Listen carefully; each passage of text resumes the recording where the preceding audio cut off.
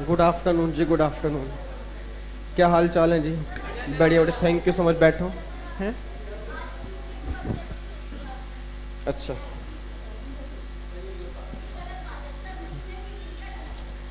वो आज वैसे आई थी मिस्टर वीजी, ये कौन वाला है? चलो जी, स्टार्ट करेंगे क्लास।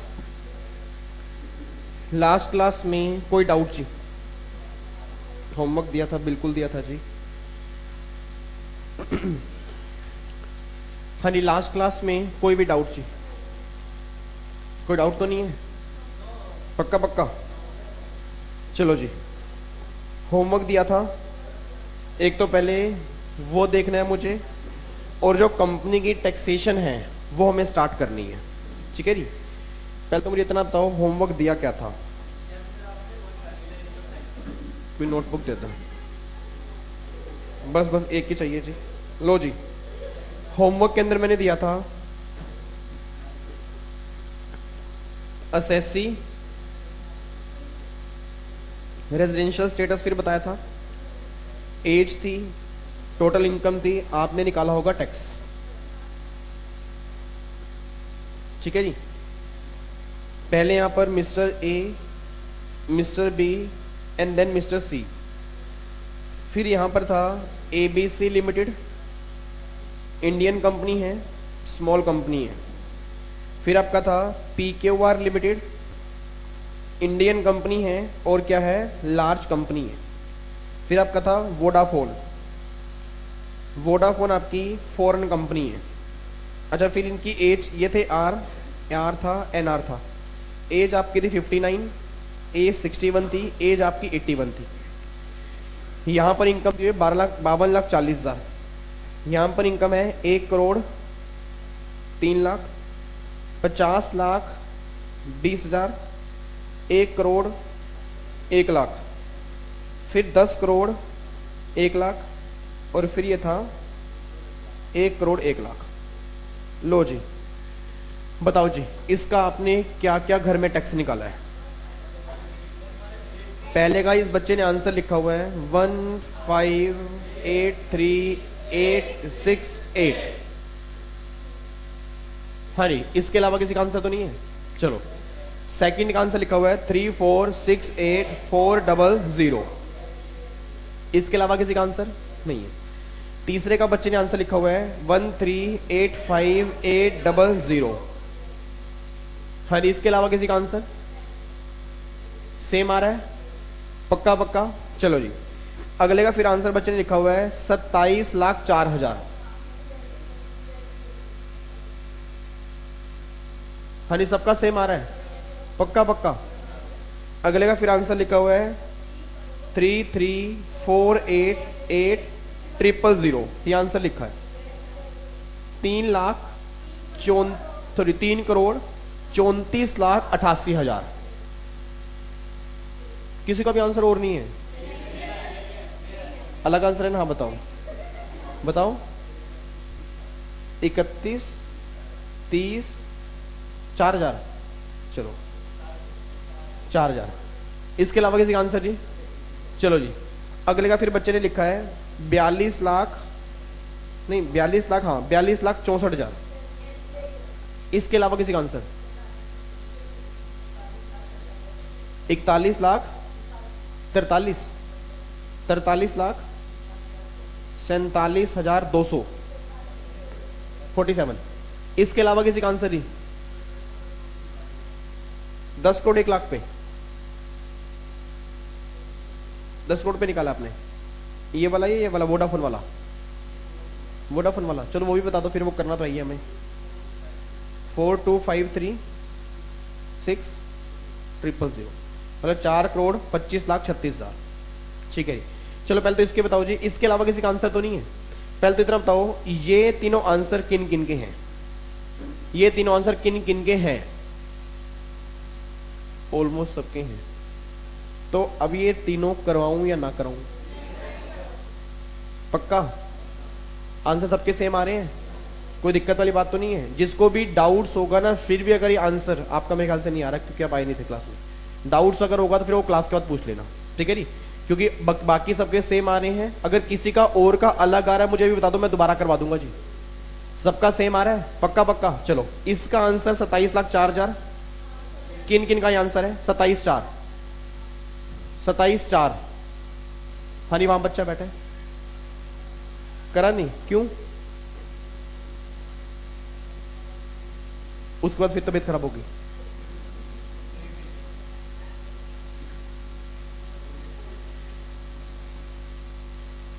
अभी कह रहे तबीयत खराब हो गई थी, अभी कह रहे फॉर्म सबमिट करना था।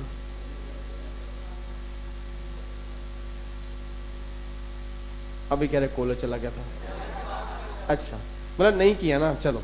अच्छा ये वाले आंसर, ये दोनों आंसर आ रहे हैं जी। ये वाला किसका आंसर है? ये वाला 8,000 वाला, 8,000 वाला, हाँ वाला 88,000 वाला ऑलमोस्ट सबका ही है। और ये वाला 64,000 वाला। चलो अब मुझे ऐसा लग रहा है, एक तो मुझे ये क्वेश्चन करवाना है, एक मुझे ये क्वेश्चन करवाना है, और एक कंपनी वाला ये भी करवाना है। मैं कंपनी वाले मैं तीनों करा दूंगा, बाकी ऊपर वाले 3 मैं नहीं करा रहा, ठीक है जी। जिसको डाउट्स होंगे क्लास बाद पूछने, कोई दिक्कत नहीं है, ठीक है जी। इधर सुना ध्यान से, मुझे फटाफट से एक बात बताओ जी। लास्ट क्लास में ना इंडिविजुअल के सारे कॉन्सेप्ट तो हमारे हो चुके थे, और उसके डायग्राम मैंने पूरे कंप्लीट करवा दिए थे जी, ठीक है जी। अब यहाँ पर लास्ट क्लास में ना हमने कंपनी की टैक्सेशन की बात की थी कि अगर कोई कंपनी होगी ना तो उस कंपनी के हाथ में टैक्स का रेट क्या होगा।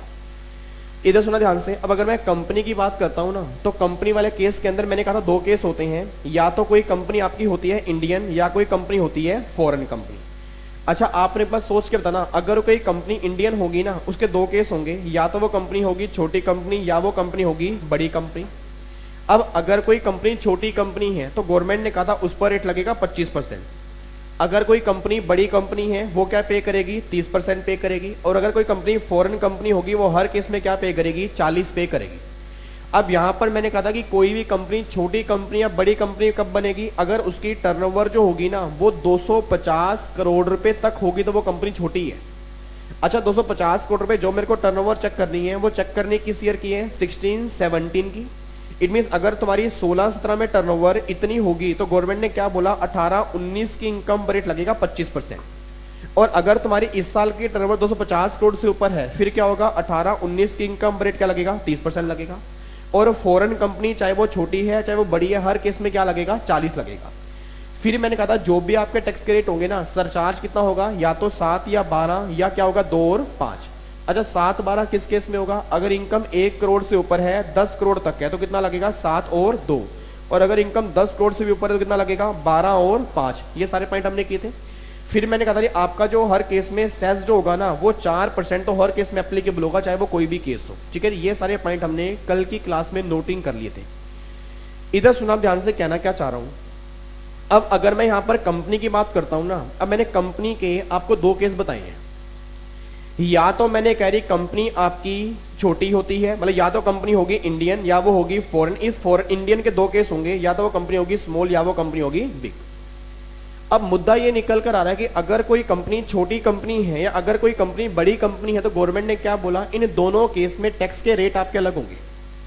अच्छा आपने बस सोच के बताना, आज जितनी भी प्रैक्टिकल लाइफ में स्टार्टअप कंपनी है तो गवर्नमेंट ने क्या बोला? उन स्टार्टअप कंपनी को इंसेंटिव देने के लिए इस पर हम एप्लीकेबल करेंगे 25 और यहां पर एप्लीकेबल करेंगे 30। अब मुद्दा ये निकल कर आ रहा है, गवर्नमेंट कहना चाह रही है कि अगर तुम्हें 18-19 में इनकम टैक्सेबल करनी है ना तो उस इनकम पर रेट क्या लगेगा वो डिपेंड करता है कि तुम्हारी 16-17 में टर्नओवर क्या थी। अब बच्चा ये बात कहना चाह रहा है सर हमें ये समझ में नहीं आ रहा कि जब मैं 18-19 की इनकम पर रेट एप्लीकेबल करूंगा उसके लिए हम बेस जो है वो ये साल क्यों बना रहे हैं। एक बात मैंने सोच के तो हमारा नॉर्मल माइंड क्या कहता है कि अगर 18-19 की इनकम पर रेट लगाना है तो टर्नओवर क्या चेक करूंगा? 17-18 की। इट मींस मन ये बात कहता है कि अगर 17-18 की टर्नओवर इतनी होगी ना तो 18-19 पर रेट लगेगा। बट गवर्नमेंट कह रही है 17-18 की टर्नओवर चेक नहीं करेंगे, हम चेक करेंगे 16-17 की टर्नओवर। अब मुद्दा ये निकल कर आ रहा है कि गवर्नमेंट ने 16-17 की टर्नओवर बेस क्यों बनाई, इसका लॉजिक हमें समझना है। इधर सुना ध्यान से, कहना क्या चाह रहा हूं सर, एक बात मैंने सोच के बताना। मेरा क्वेश्चन बस ये निकल के आ रहा है, लेट्स से 1 अप्रैल 18 है और ये 31 मार्च 19 है, और यहां पर आपका निकल कर आएगा 31 मार्च 20।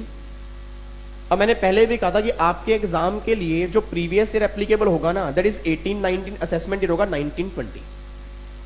इट मीन्स गवर्नमेंट ये बात कहना चाह रही है, इस साल आप जो भी इनकम कमाओगे ना, वो सारी इनकम जो है वो आपकी इस साल टैक्सेबल नहीं होगी, वो सारी इनकम टैक्सेबल कहां पर होगी, इस साल में टैक्सेबल होगी।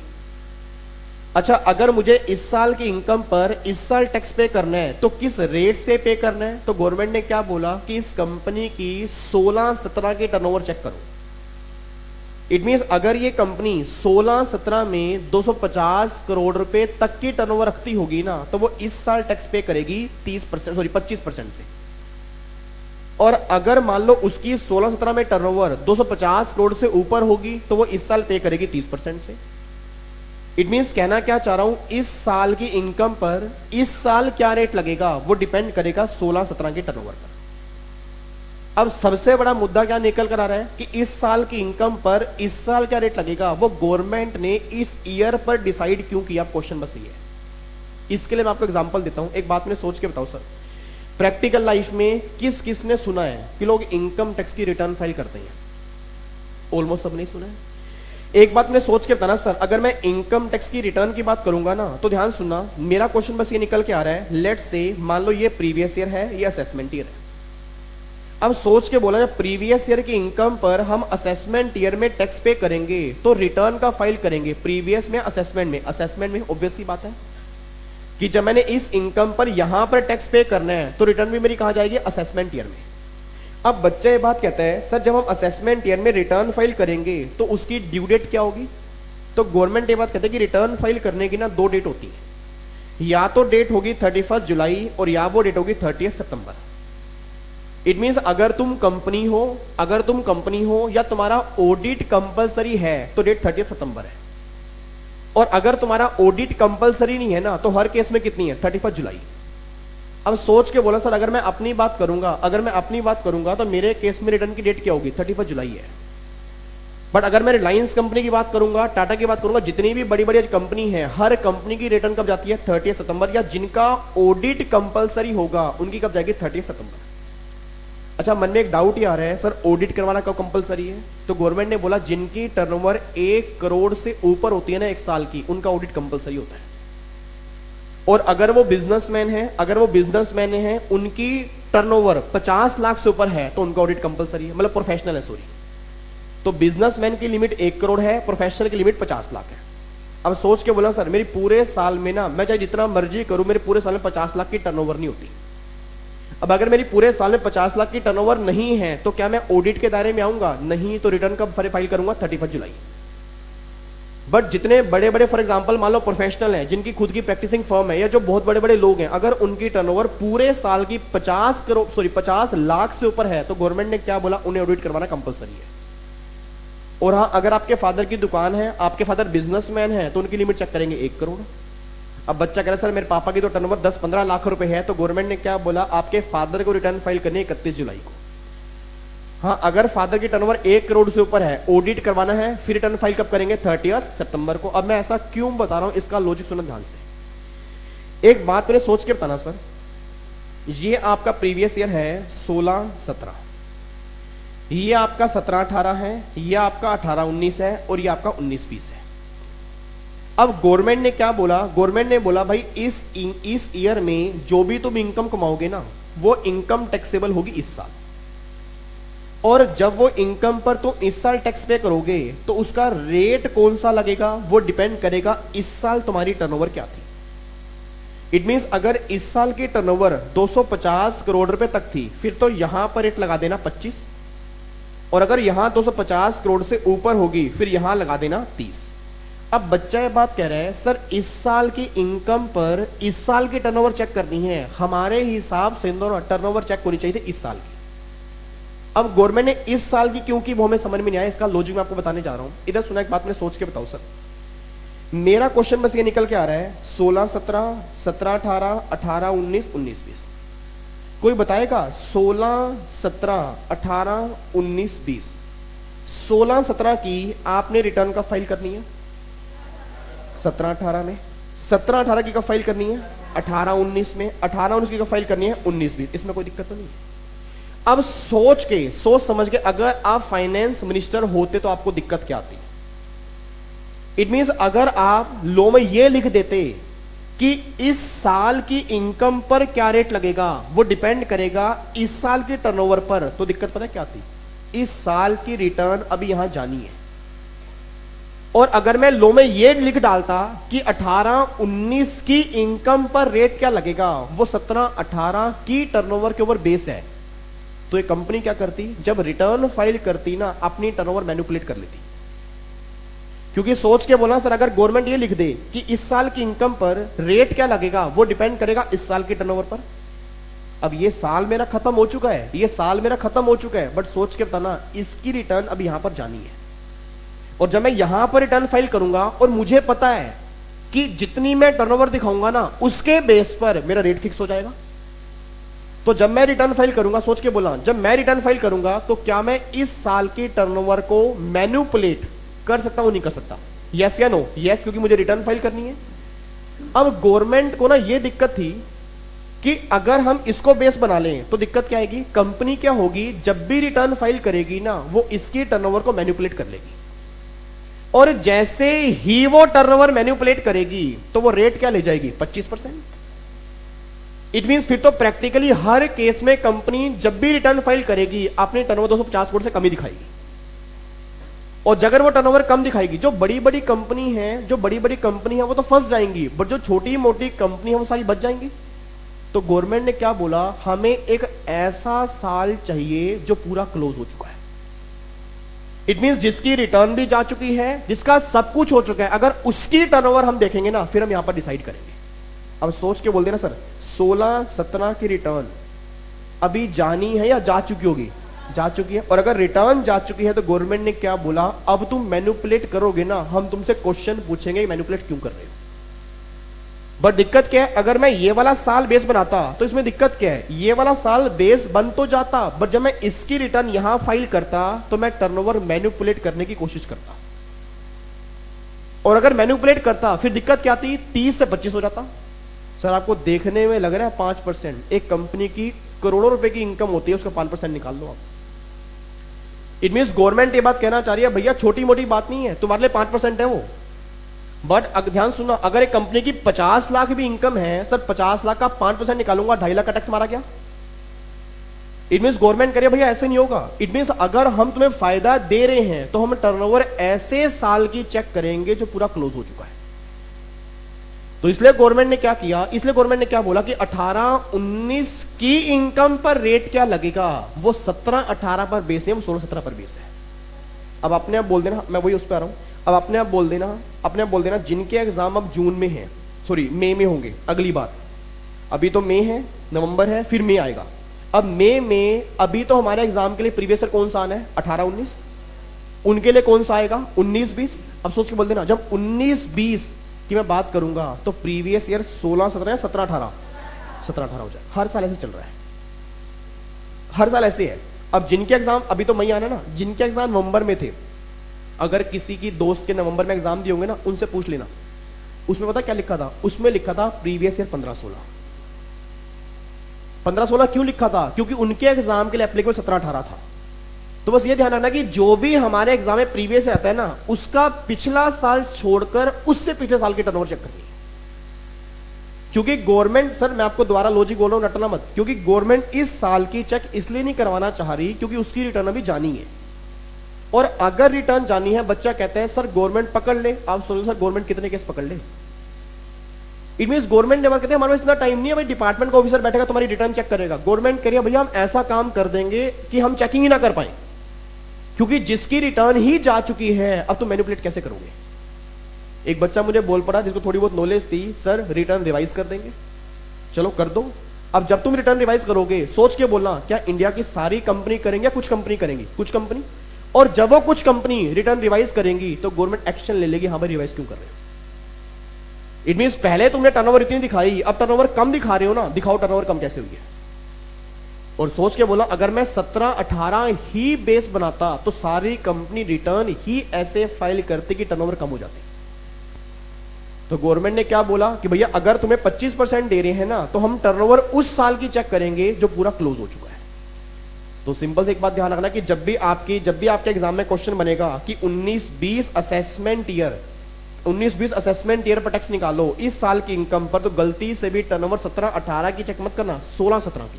ऐसा मैं क्यों कह रहा हूं, आपके एग्जाम में टर्नओवर ना 2-3 सालों की दी होंगी और वो कंफ्यूज करेगा। तो 18, दोबारा बोलूंगा, 18-19 की इनकम पर रेट क्या लगेगा, वो 16-17 की टर्नओवर बेस है, ये बात ध्यान दो, ठीक है जी।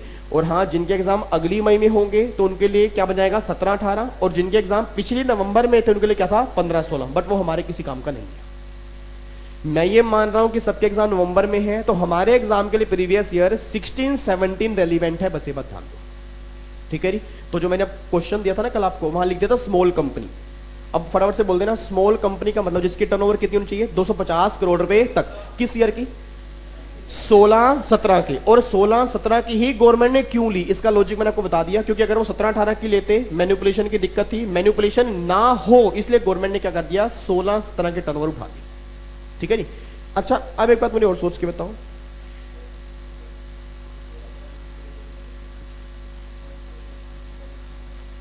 असेसमेंट होगी 19-20 में, नहीं नहीं नहीं, असेसमेंट ईयर ये है ना, तो मुझे तो यहां सिर्फ टैक्स लगाना है। सर कैसे फाइल हो चुकी है, आपने एक बात बताओ, 17-18 की रिटर्न 18-19 में जानी है, 18-19 की 30 सितंबर को जानी है। अगर मैं ये बोल दूं कि भाई 18-19 में जो तू इनकम कमाएगा ना, उस इनकम पर तुझे इस साल क्या रेट से टैक्स देना पड़ेगा, वो डिपेंड करेगा इस साल की टर्नओवर पर।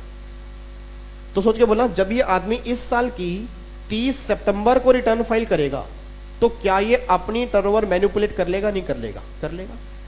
इसकी टर्नओवर बनती है 300 करोड़ रुपए, ये दिखा देगा 240 करोड़ रुपए, और जैसे ही ये 240 करोड़ रुपए दिखाएगा तो इसका रेट कितना हो गया 25, गवर्नमेंट मारी गई ना।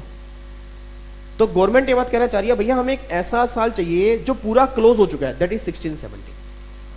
तो इसकी टर्नओवर के बेस पर पता लगेगा इस साल की इनकम पर रेट क्या लगेगा। क्या चीज सर, मैनिपुलेशन ऐसे पॉसिबल नहीं है, सब बच्चा कह रहा है मैनिपुलेशन पहले ही कर लेंगे, प्रैक्टिकली पॉसिबल ही नहीं है। आप जब भी रिटर्न फाइल करते हो, मैंने कहा ना कंपनीज हैं, गवर्नमेंट की असेसमेंट होती हैं।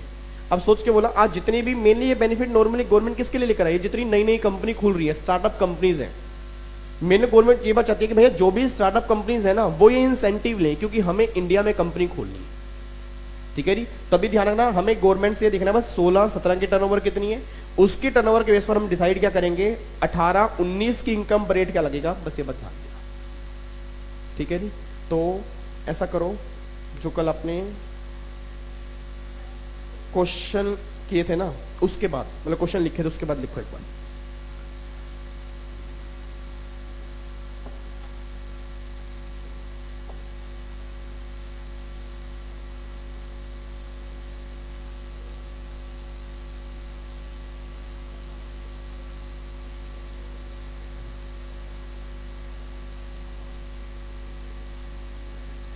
बाहर से मतलब बाहर से बुलाने के, लो जी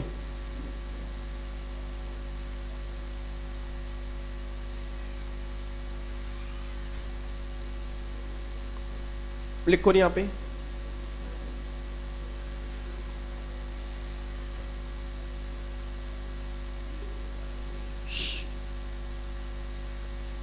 कॉन्सेप्ट ऑफ टर्नओवर।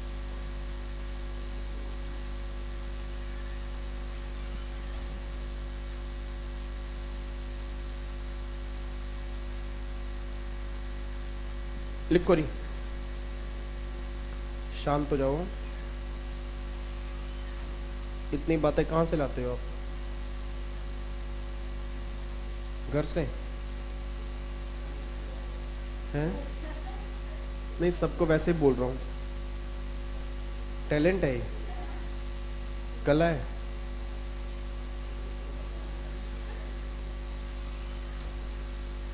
ठीक है जी,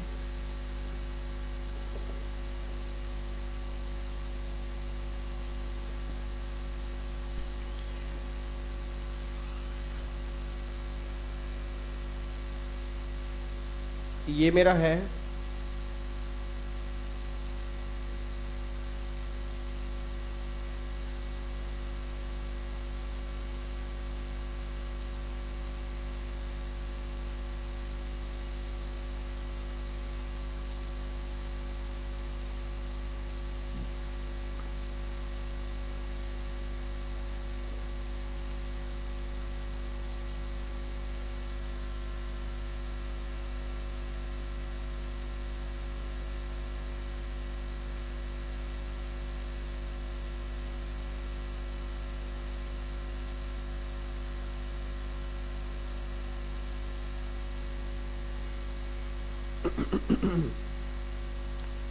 टर्नओवर बेस बनेगी for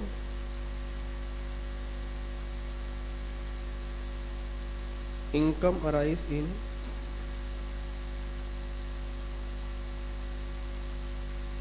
previous year 1890।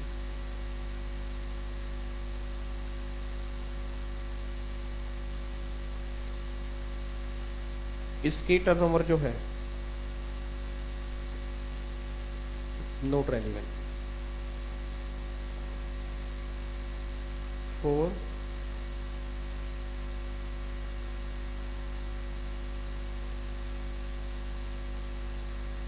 Income arise in previous year 1890। मतलब इसकी टर्नओवर हमारे किसी काम की नहीं है, 16-17 की टर्नओवर हमें चेक करनी है।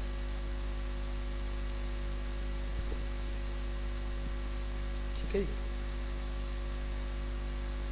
एग्जाम्पल 1 हटा दूं? अच्छा,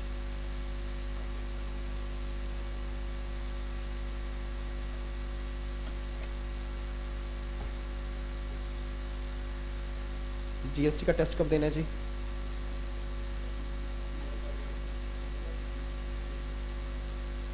आपने आप डेट बता दो, नहीं तो फिर मैं बता दूंगा।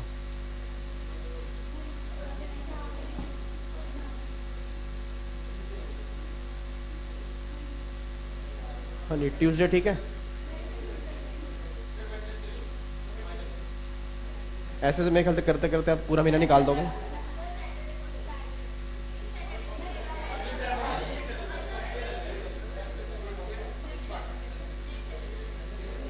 देख लो फिर, पक्का। चलो, नेक्स्ट सैटरडे पूरे जीएसटी का टेस्ट है, वो सबको पता है फिर उनका क्या होगा। लास्ट टाइम मैंने छोड़ दिया था। हाँ, 2 बच्चे थे। हाँ, तो इस बार मैं अभी अनाउंसमेंट कर रहा हूँ कि मैं नहीं छोड़ूंगा। क्लास में एंट्री नहीं मिलेगी, ये मेरी गारंटी है। हैं? नहीं नहीं, पक्का पक्का। चलो जी, इधर देखो ध्यान से, एग्जाम्पल 1 ध्यान रखना, जो टेस्ट नहीं देगा क्लास में एंट्री नहीं है जी। हैं? और फीस भी नॉन रिफंडेबल है, कहीं वापस मान लग जाओ। ये भी क्लियर कर रहा हूँ। हैं? कितने? बस पूरे अगले बैच में एंट्री नहीं है। हाँ हाँ, सच में किसको बाहर निकलवाने की साजिश चल रही है। हाँ बस ठीक है, लिखो जी। कौन सा चेक नहीं किया? दिया तो था मैंने चेक करके। प्लीज, ये इतना शोर नहीं। कौन सा टेस्ट? सेकंड वाला आपका नहीं हुआ? चलो मैं अभी आज देखता हूँ, फिर मेरे को नहीं पता। शांत, थोड़ा सा शांत। इधर लिखो यहाँ पे। हाँ जी, बच्चे की चॉकलेट भी रह रही है, मुझे पता है, मैंने सुन लिया। लिखो जी यहाँ पे, लिखो जी, previous year turnover total income.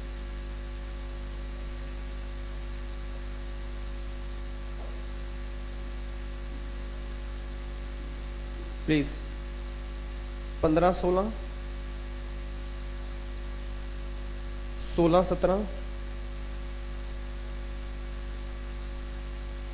17-18, 18-19, ये आपको दिया हुआ है, और ये आपका है 19-20। 15-16 में टर्नओवर है 180 करोड़, 200 करोड़, 260 करोड़,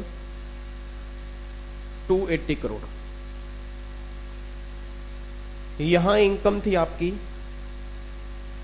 55 लाख, यहां इनकम थी 60 लाख, यहां इनकम हो गई 80 लाख, यहां इनकम हो गई 1 करोड़, 2 लाख।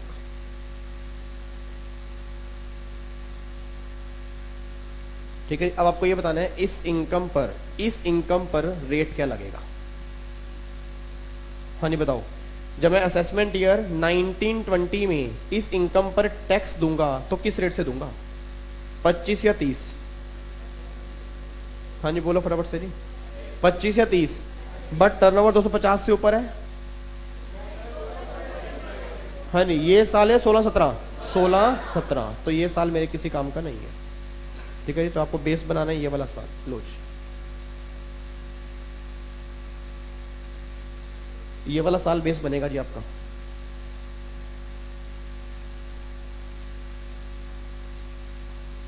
ठीक है जी, ये वाला साल बेस बनेगा और यहां पर आपका रेट लग जाएगा 25%। ठीक है, कोई दिक्कत तो नहीं है इसके अंदर। Example number 2, previous year turnover, total income,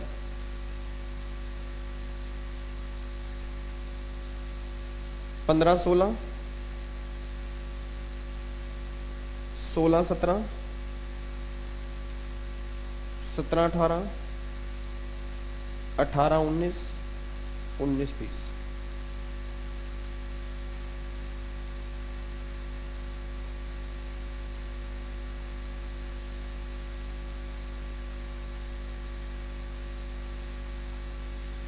लो जी,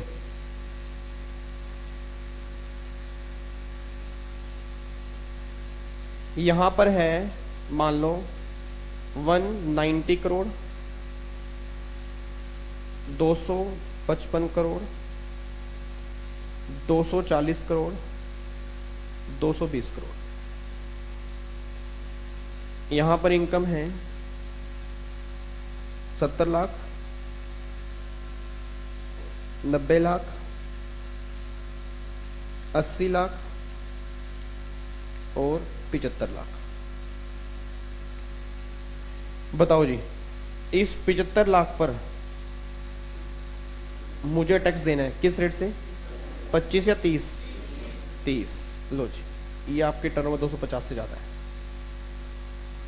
ठीक है जी, तो ये वाली जो है आपकी 255 है, 250 से ऊपर है, तो यहाँ आपका हो जाएगा 30%।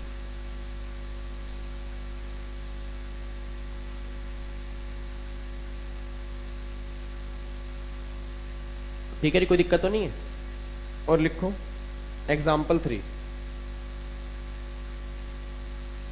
एग्जाम्पल 3 में क्या लिखोगे जी, what will be your answer?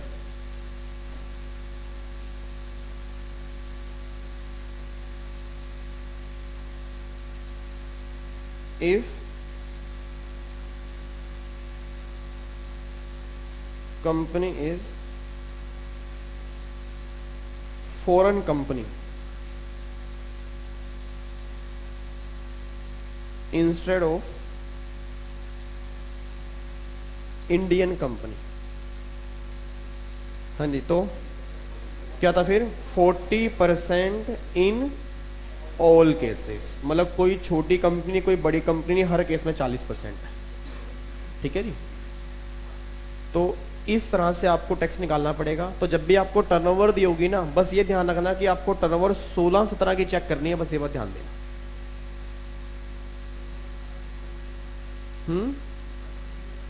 Indian company के लिए लिखा था, फॉरेन कंपनी के हर केस में 40 है। ठीक है, अगर कोई कंपनी इंडियन है तो चेक करोगे, अगर कोई कंपनी फॉरेन है तो हर केस में 40 ही आएगा। यहां तो कोई दिक्कत तो नहीं है, पक्का पक्का लॉक कर दूं? चलो जी, इधर सुना ध्यान से। अब जो मैंने 3 क्वेश्चन आपको होमवर्क दिए थे ना, अब मैं उस पर आ रहा हूं जी। आओ जी फटाफट से आओ। 3 क्वेश्चन मैंने होमवर्क दिए थे आपके, कहां गए, ये रहा। लो जी, सबसे पहला क्वेश्चन है 1 करोड़ 1 लाख इनकम दी है जी, और कंपनी बताओ छोटी है बड़ी है? छोटी कंपनी है ना। अब प्लीज जिनका आंसर गलत है, जिन्होंने किया नहीं है, एक बार चेक कर लेना। इनकम 1 करोड़ 1 लाख है जी। ठीक है जी, पहले तो छोटी कंपनी है तो टैक्स कितना लगेगा, 25%। तो टैक्स आ गया 25,25,000, ये टैक्स आ गया। प्लस में लगेगा सरचार्ज, कितने परसेंट जी, 7%, तो इसका अगर मैं 7% निकालूंगा तो कितना आएगा? 1750, ठीक है जी। अब ये टोटल आ गया 2701750, ये टी प्लस एस आ गया। एज्यूम करो अगर इस कंपनी की इनकम 1 करोड़ होती तो इसका टैक्स आता 25 लाख, प्लस में सरचार्ज नहीं है तो टैक्स आता 25 लाख, ठीक है जी। अब इन दोनों में डिफरेंस कितना आ गया जी? 201,750। अब ये टैक्स का इंक्रीमेंट आ गया। इनकम आपने कितनी बढ़ाई है? 1 लाख से, तो 101,750 का एमआर मिल गया, ठीक है। अब बैलेंस आ गया 26 लाख, प्लस में 4%, तो कितना आएगा? 27,04,000। पहले का आंसर ये है। देखो कुछ भी नहीं किया मैंने, जो कॉन्सेप्ट आपने इंडिविजुअल वाले केस में किया था ना, वही से मैंने किया है। मतलब जो आपने इनकम दी, पहले उस पर टैक्स निकाला, फिर एज्यूम किया अगर इनकम 1 करोड़ है, फिर उस पर टैक्स निकाला, फिर इन दोनों का डिफरेंस चेक किया, फिर इन दोनों का डिफरेंस चेक किया, फिर इसके डिफरेंस में से ये डिफरेंस माइनस करके मेरा एमआर आ गया, और फिर जो मेरा एमआर आया उसके बाद जो मेरा टैक्स आया उसमें 4% सेस ऐड किया, फिर ये फाइनल आंसर आपके सामने आ गया। कोई दिक्कत तो नहीं है? अच्छा आप चेक करना, अगला फिर मेरा क्वेश्चन था, इनकम आपकी है 10 करोड़ 1 लाख। अब सोच के बोला सर अगर मेरी इनकम 10 करोड़ 1 लाख है, देखो जी अगर मेरी इनकम 10 करोड़ 1 लाख है, पहले तो कंपनी कौन सी बड़ी है छोटी है? लार्ज कंपनी है, तो यहां पर टैक्स आएगा 3 करोड़ 30,000, 300,300,00, ये टैक्स आएगा जी, इतना आएगा। इसमें सरचार्ज कितना लगेगा? 12%, तो कितना आएगा? 36 लाख 360,3600, इतना आएगा। इन दोनों का टोटल 33,633,600, इतना आएगा जी। 3 करोड़ 36 लाख 33,600। इसमें कोई दिक्कत तो नहीं है? अब एज्यूम करो अगर इनकम 10 करोड़ होती तो फिर टैक्स आता 3 करोड़, ठीक है जी। 3 करोड़ यहां पे आता टैक्स, और फिर सरचार्ज आता 21 लाख, तो 3 करोड़ 21 लाख ये मेरा टैक्स प्लस सरचार्ज आता। इन दोनों में डिफरेंस कितना आ रहा है? 15,33,600, इतना आ गया। इनकम में इंक्रीमेंट है 1 लाख का, तो 14,33,600, ये एमआर मिल गया, तो 14,33,600 ये माइनस कर दिया, तो 3 करोड़ 22 लाख प्लस में 4%, तो ये आता 33,488,000। लो जी आंसर आएगा। कोई दिक्कत कोई परेशानी? ठीक है जी। अब अगला क्वेश्चन फॉरेन कंपनी का था। फॉरेन कंपनी वाले केस में इनकम कितनी दी है? 1 करोड़ 1 लाख। अब अगर 1 करोड़ 1 लाख है तो टैक्स आता कितना? 40,40,000, प्लस में सरचार्ज कितना 2%, 80,800, तो 4,41,20,800 इतना आता। अब अगर इनकम 1 करोड़ होती तो टैक्स आता 40 लाख, नो सरचार्ज, तो फिर आता 40 लाख। ठीक है, इन दोनों का डिफरेंस कितना आता?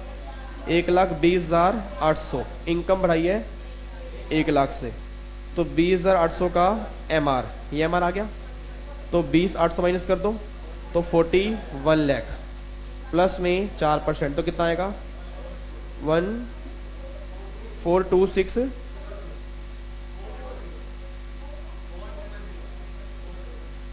लो जी ये आएगा। लो जी अब इतना आंसर आ गया।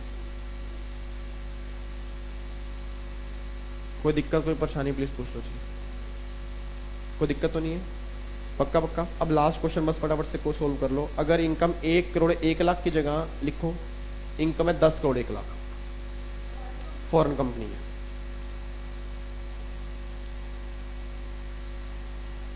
इनकम है 10 करोड़ 1 लाख,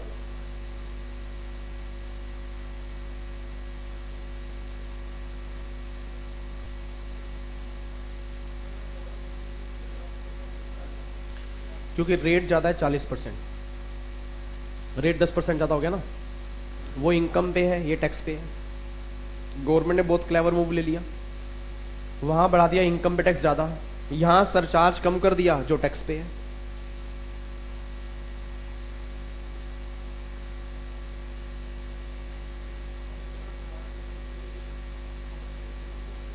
वो तो हर केस में लेना ही लेना है भैया। जो इंडिया में टैक्स पे करेगा, चाहे वो 1 रुपए ही क्यों ना दो, वो इंडिया के लोगों की हेल्थ में तो कंट्रीब्यूट करेगा ही करेगा, उसमें तो कोई क्वेश्चन ही नहीं है।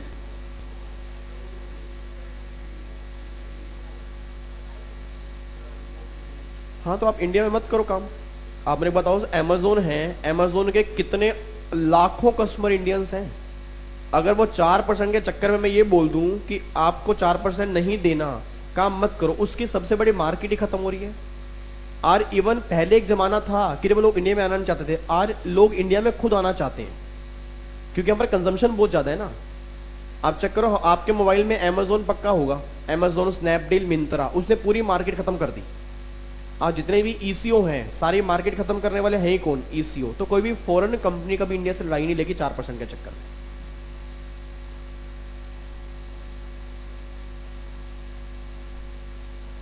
हनी निकालो फटाफट से, 10 करोड़ 1 लाख इनकम है।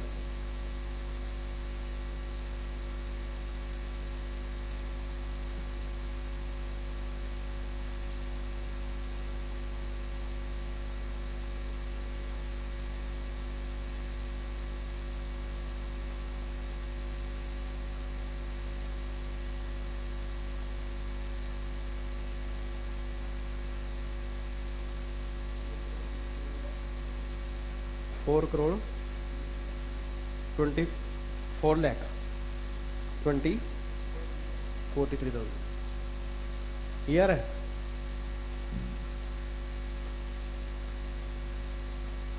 लो जी, एक आंसर आ गया।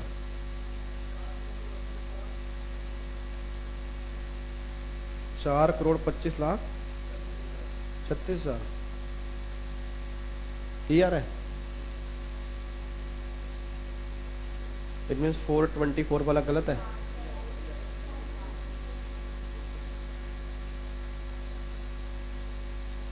आपका कितना आ रहा था जी? ये वाला? ठीक, ये चेक करो जी, आपकी कहीं गलती है।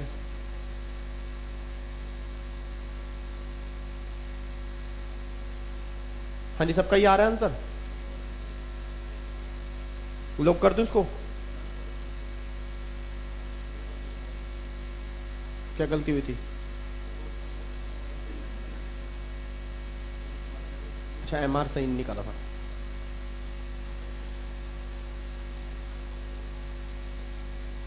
यही आ रहा है जी, लोग कर दूं? पक्का पक्का, चलो जी।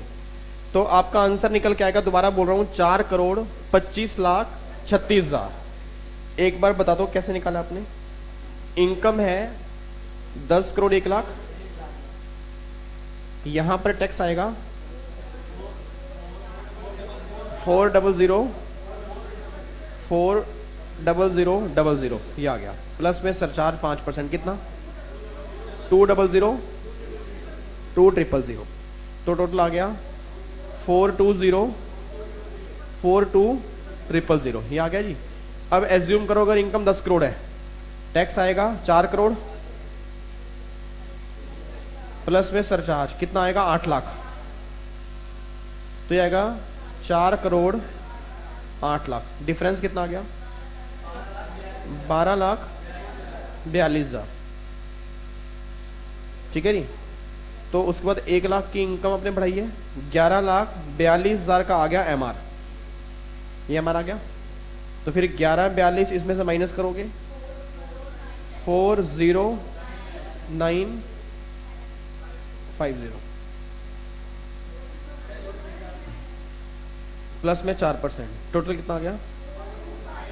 42536 लोज। ये आंसर है। कोई दिक्कत, कोई परेशानी प्लीज पूछ लो। कोई दिक्कत तो नहीं है जी? तो जी अब जाकर मेरी कंपनी के सारे कॉन्सेप्ट खत्म हो जाते हैं। ठीक है जी। अब मैंने इंडिविजुअल के सारे कॉन्सेप्ट आपको बता दिए, कंपनी के हो गए। अब जो बैलेंस जो छोटे मोटे लोग पड़े हैं, अब उनके बारे में लिखते हैं। फटाफट से हेडिंग डालो जी। अब जो बैलेंस छुटपुट पॉइंट बचे हुए हैं हमारे छोटे मोटे से, वो कंप्लीट करते हैं। लिखो जी। Tax rates in case of HUF, AOP, BOI और AJP, आर्टिफिशियल जुडिशियल पर्सन। लिखो जी, इनके टैक्स के रेट क्या हैं? इनके रेट हैं सेम एज इंडिविजुअल अगर इनकम लेस देन 60 वाली थी, अप टू 2.5 लाख नील। अगर इनकम 2.5 लाख से ऊपर है, 5 लाख तक है, 5%। 5 लाख से ज्यादा है, 10 लाख तक है, 20%। और अगर इनकम 10 लाख से भी ज्यादा है तो 30%। ठीक है जी।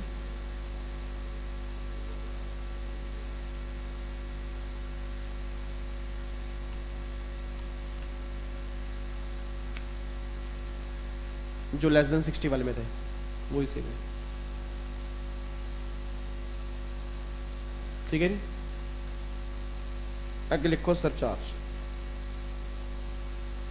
सरचार्ज वही है सेम जो आपने इंडिविजुअल में किया है, अप टू 50 लाख नील। 50 लाख से ज्यादा है, 1 करोड़ तक है वो 10%। और अगर 1 करोड़ से भी ज्यादा है तो 15%। और लिख लेना सब्जेक्ट टू MR। सेस भी सेम ही है, वो तो हर केस में सेम होता है, 4% ऑफ टैक्स। लो जी, ये हमारा HUF वाला कॉन्सेप्ट है। ठीक है जी। तो वैसे एग्जाम के लिए रेलिवेंट है 0 में से 0, मतलब 0 आउट ऑफ 0, कोई चांसेस नहीं एग्जाम में आने के, बट हमें पता होना चाहिए कि HUF में टैक्स के रेट क्या क्या है। आगे लिखो, tax rates in case of partnership firm and local authority. Partnership firm और लोकल अथॉरिटी, इन पर क्या रेट है? लिखो जी, इनका टैक्स रेट है दैट इज 30% फ्लैट। ठीक है जी, मतलब जितनी इनकम है उसका 30% टैक्स है। सरचार्ज, सरचार्ज लिखो जी, अगर इनकम 1 करोड़ तक है तो नील। और अगर टोटल इनकम 1 करोड़ से ज्यादा है ना, तो ध्यान रखना हर केस में आपका है 12%। ठीक है जी। 1 करोड़ से ऊपर जाते ही 12% है। जैसे वहां हमने कहा था ना 10 और 15, 5 और 7, 2 और 5, यहां पर 12% है सीधा 1 करोड़ के बाद। और सेस तो हर केस में लगना ही लगना है 4%। और जहां सरचार्ज है वो एक लाइन अपने आप लिख लिया करो, सब्जेक्ट टू MR। ठीक है जी। ये हमारे हो गए पार्टनरशिप फर्म के रेट। आगे जी, tax rates in case of cooperative society.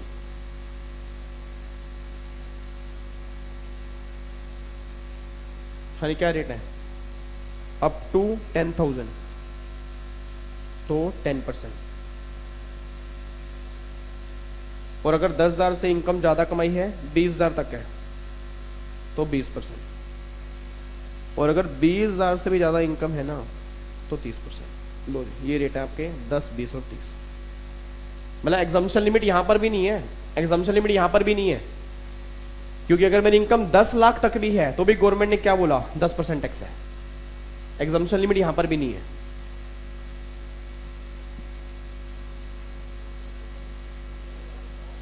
10% of total income. और सरचार्ज, हाँ जी,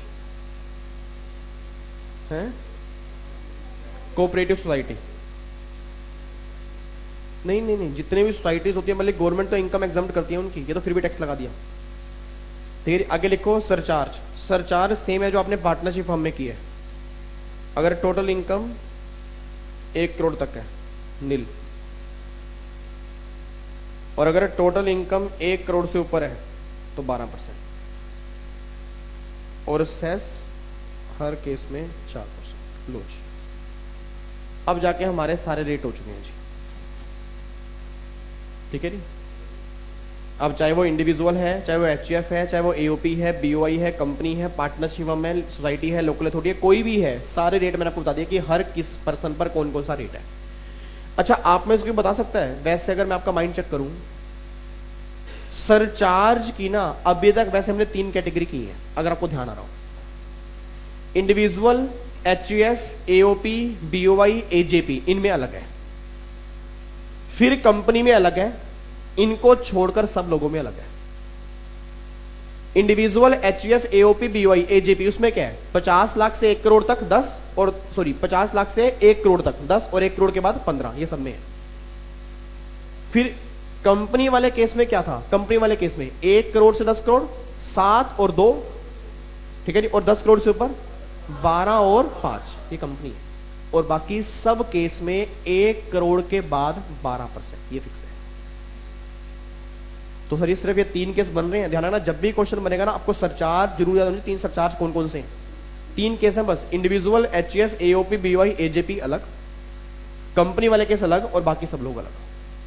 वहां 10-15 है, कंपनी वाले केस में 7, 12, 2, 5, और बाकी सब केस में डायरेक्टली 12 है, कोई स्लैब रेट नहीं है, ठीक है जी। मैं आपको यहां पर लिखवा देता हूं, क्रक्स लिखो यहां पे, क्या चीज, सेक्शन, बच्चा ये बात कहना चाह रहा है सर, सेक्शन 8 कंपनी जो आपकी एनजीओ होती हैं, तो क्या वो कंपनी टैक्स पे करेंगी? जिनका मोटिव ही प्रॉफिट कमाना नहीं है, वो सारी की सारी सेक्शन 10 में एग्जम्प्ट है। एक हमारा सेक्शन 10 आएगा, इनकम एग्जम्प्ट फ्रॉम टैक्स, वहां दिखाऊंगा वो सारी कंपनी जिनका मोटिव प्रॉफिट कमाना ही नहीं है, वो गवर्नमेंट ने सारी इनकम एग्जम्प्ट की हुई है, ठीक है। लिखो यहां पर क्रक्स, लिखो जी, क्रक्स ऑफ सरचार्ज। एनजीओ होती है,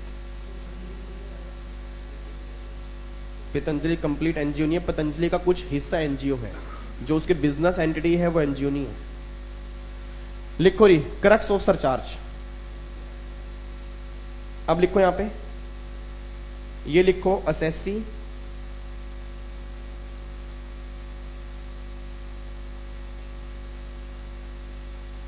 अप टू 50 लाख,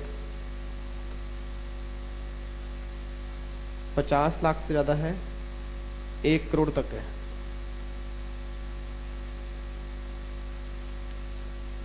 1 करोड़ से ज्यादा है 10 करोड़ तक है, 10 करोड़ से ज्यादा।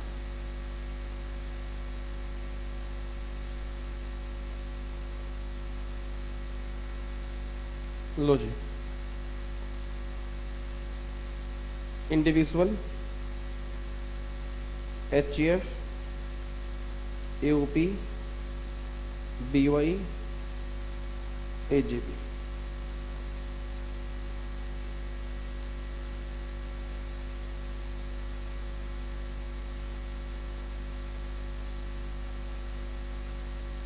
उसके बाद पार्टनरशिप फर्म,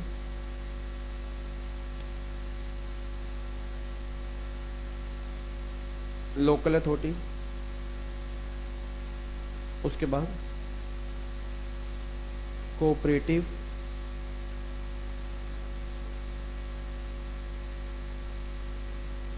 सोसाइटी, और फिर यहां पे आएगा आपका इंडियन कंपनी,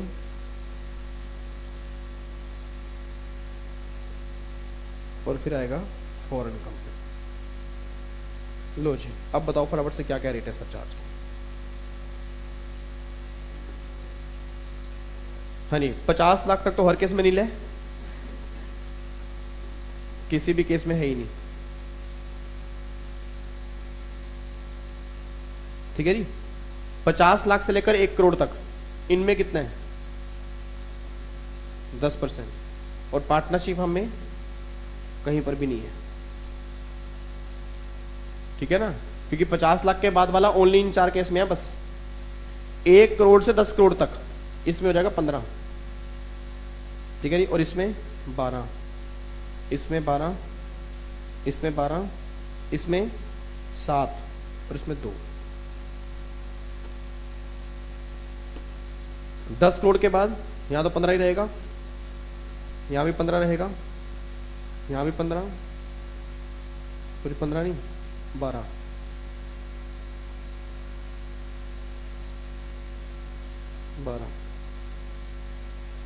तो यहाँ पर हो जाएगा 12 और यहाँ पर हो जाएगा 5। लोच, ये कॉन्सेप्ट है सरचार्ज। एक बार चेक करो, सारे केस मेरे ख्याल से मैंने सही लिखे हैं।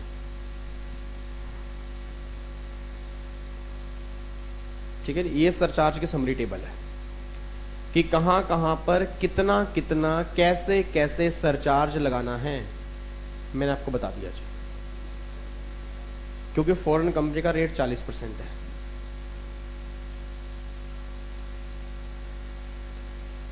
ठीक है जी, इसमें कोई दिक्कत तो नहीं है। अब एक बार खुद रीड करो फटाफट से, 2 मिनट के अंदर रीड करो कि आपको सरचार्ज ये क्लियर हो भी रहे हैं नहीं हो रहे।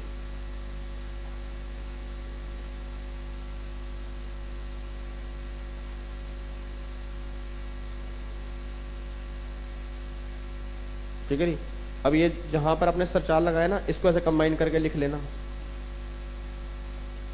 सब्जेक्ट टू एमआर लोच। बस ये बात ध्यान देना।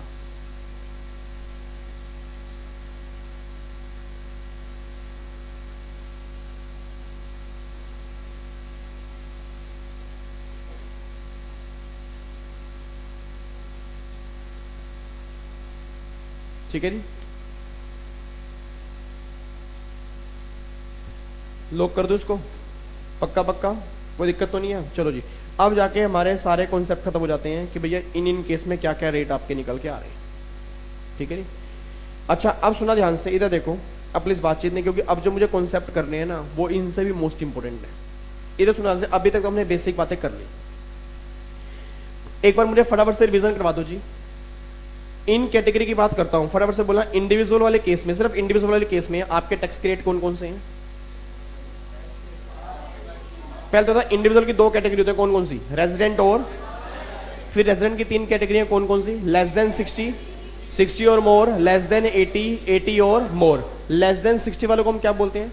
यंगर एज कैटेगरी, और सेकंड कैटेगरी को सीनियर, और फिर अगले को, पहले वाले केस में एग्जम्पशन लिमिट क्या है? 2.5 लाख, अगले वाले में देन अब 2.5 लाख तक एग्जम्प्ट है, 2.5 लाख से लेकर 5 लाख तक 5, उसके बाद 20, उसके बाद पूरी इनकम पर या एक्सेस इनकम पर जो टैक्स आएगा उसमें ऐड करेंगे 4%, और अगर इनकम मेरी 50 लाख से लेकर 1 करोड़ तक है तो क्या होगा? 10%, और अगर 1 करोड़ के ऊपर है तो जहां सरचार्ज है वहां एमआर है, ऐसा है क्या? जहां सरचार्ज है वहां एमआर है, ऐसा है क्या? जहां सरचार्ज है, अगर सरचार्ज लगने की वजह से हार्डशिप है तो वहां पर एमआर है। हार्डशिप मींस अगर टैक्स तुम्हारा इनकम से भी ज्यादा है तो क्या मिल जाएगा? एमआर। और अगर टैक्स मेरा कम है तो उस केस में एमआर। अब सेस जो ऐड करोगे वो एमआर से पहले या बाद में? और कुछ लोगों की अगर इनकम 3.5 लाख तक है तो उन्हें क्या मिलेगी? रिबेट। कितने की मिलेगी? मैक्सिमम 2500 रुपए तक। अच्छा, मैक्सिमम 25 का मतलब क्या है कि 100% टैक्स और 2500 विच एवर इज। और ध्यान रखना, रिबेट सबको मिलती है, सबको मिलती है। 3 कंडीशन, पहली कंडीशन इंडिविजुअल, दूसरी कंडीशन इंडिया का रेजिडेंट, और टोटल इनकम 3.5 लाख तक होनी चाहिए। अच्छा, फिर बात करो यहाँ पर इंडिविजुअल की हो गया जी, फिर एचएफ, एओपी, बीवाई, इनमें कॉन्सेप्ट होंगे 2.5 लाख वाले, और कोई मैटर नहीं यहाँ पर करेगा। पार्टनरशिप में रेट क्या है? 30%, लोकल अथॉरिटी में 30%, सोसाइटी में 10,000 तक 10%, उससे ऊपर 20 और उससे ऊपर 30। फिर मैंने कहा इंडियन कंपनी में 2 केस होंगे, छोटी या बड़ी। छोटी कंपनी कौन सी होगी? जिसकी टर्नओवर 250 करोड़ रुपए तक है। किस ईयर में? 16-17 में। तो रेट क्या लगेगा? 25। अगर टर्नओवर उससे ऊपर है तो 30। फॉरेन कंपनी करके इसमें क्या है? 40। ये सारे पॉइंट हमने किए थे। ठीक है, इधर सुना ध्यान से भी। अब जो ये रेट अभी तक हमने किए ना, अब ध्यान सुनना, ये सारे रेट आपके हैं normal rate. It means normal का मतलब है कि गवर्नमेंट ये बात कहना चाह रही है कि अगर इनमें से कोई भी पर्सन अगर इनकम कमाएगा ना तो उस इनकम पर वो रेट लगेंगे जो अभी तक हमने किए। बट अब गवर्नमेंट कहना चाह रही है कुछ इनकम ऐसी हैं कि जहां पर आपके ना नॉर्मल रेट एप्लीकेबल नहीं होंगे, स्पेशल रेट लगेंगे। इट मीन स्पेशल का मतलब क्या है कि अगर किसी पर्सन ने इनमें से कोई भी इनकम कमाई होगी ना तो उस इनकम पर ये रेट नहीं लगेगा, फिर वो स्पेशल लगेंगे। अब वो स्पेशल का मतलब क्या है? For example casual income. एक बात आप सोच के बोला सर, एक पर्सन ने ना मान लो सट्टा खेला, लॉटरी से उसकी 2 लाख रुपए की इनकम आ गई। अब अगर उस इंडिविजुअल की लॉटरी से इनकम 2 लाख है और अगर मैं बोलूं कि 2.5 लाख इनकम एग्जम्प्ट है और 2 लाख इनकम है तो सारी एग्जम्प्ट है, तो फिर गवर्नमेंट क्या कर रही है? फिर तो लॉटरी इनकरेज कर रही है। इट मींस अगर कोई इंडिया में रहने वाला सट्टा खेलेगा और 2.5 लाख तक कमाएगा, अगर गवर्नमेंट बोले सारी इनकम 2.5 लाख एग्जम्प्ट है, फिर तो हर आदमी 2.5 लाख तक का सट्टा खेलेगा। तो गवर्नमेंट ने बोला भाई जो ये अभी तक हमने रेट किए ना वो सारे नॉर्मल है। अब अगर किसी पर्सन ने इनमें से कोई इनकम कमाई होगी ना तो उस इनकम पर लगेगा स्पेशल रेट। अब वो स्पेशल इनकम कौन सी है और स्पेशल रेट कौन से हैं, अब हमें वो चेक करने हैं। एग्जाम्पल मैंने दिया, कैजुअल इनकम कितना लगेगा? 30% फिक्स है, फ्लैट लगेगा। इट मींस अगर कोई अपनी इनकम कमाई है गेम से, गेम्स हो गया, मान लो पजल्स हो गया, लॉटरी हो गया, बैटिंग हो गया, गैम्बलिंग हो गया, यहां से आने वाली इनकम पर 30% रेट है। फिर एक चैप्टर मारा आएगा कैपिटल गेन का, उस कैपिटल गेन में बताऊंगा कुछ आपके ना लॉन्ग टर्म कैपिटल गेन होते हैं। अब गवर्नमेंट बोलेगी अगर गेन आपके लॉन्ग टर्म गेन है ना तो रेट फिक्स है 20%। कुछ गेन आपके शॉर्ट टर्म गेन होंगे, रेट फिक्स है 15%। कुछ इनकम आपकी डिविडेंड की होंगी, अगर डिविडेंड की इनकम आ रही है रेट फिक्स है 10%। जो ब्लैक मनी है 2 नंबर का पैसा, अगर वो पकड़ा गया रेट फिक्स है 60%। मतलब सिंपल सी बात है कि अब जो ये इनकम है ना यहां पर वही रेट एप्लीकेबल करने हैं जो बताऊंगा और बाकी सब इनकम पर लगेंगे जो अभी तक हमने किए। इट मींस अगर हमारे एग्जाम में क्वेश्चन आ गया उसमें दिया हुआ long term gain, short term gain, casual income, तो गलती से भी स्लैब रेट मत लगा देना। इट मींस अगर इनकम स्पेशल है तो रेट स्पेशल है, अगर इनकम नॉर्मल है तो रेट आपके फिर नॉर्मल वाले है। अच्छा, अभी तक जो हमने रेट किए ना ये सारे कहां पर गिवन होते हैं? Finance act. अब जो करवाने जा रहा हूं वो इनकम टैक्स एक्ट में गिवन है। तो प्लीज एग्जाम में जब भी क्वेश्चन करोगे बहुत ध्यान से चेक करना कि वो इनकम दी कौन सी। अगर वो स्पेशल है तो स्पेशल रेट लगेंगे, अगर वो नॉर्मल है फिर आपके नॉर्मल रेट लगेंगे। ठीक है जी। अब वो नॉर्मल इनकम वाले ये वाले कर लिए, अब स्पेशल इनकम कौन सी होंगी अब वो दिखाने जा रहा हूं जी। तो लिखो यहां पर, हेडिंग डालो जी,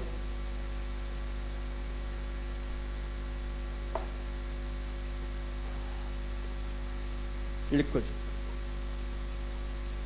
टाइप्स ऑफ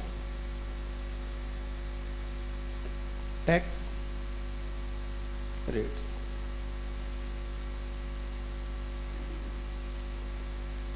दो तरह के होते हैं, जनरल, स्पेशल या स्पेसिफिक। यहां पर आएगा जनरल या normal.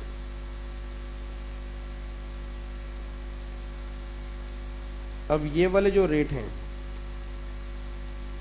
Rates given in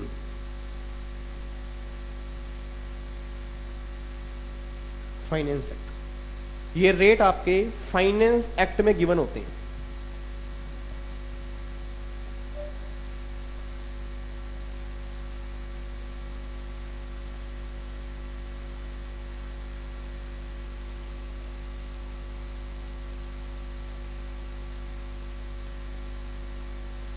example के तौर पर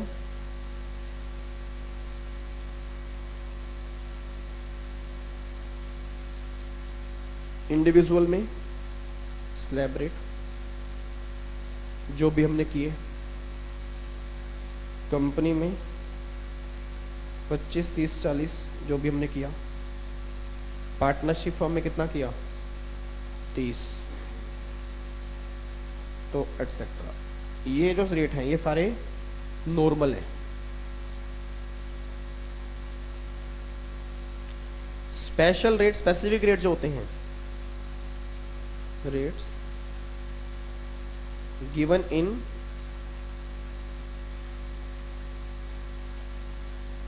इनकम टैक्स एक्ट।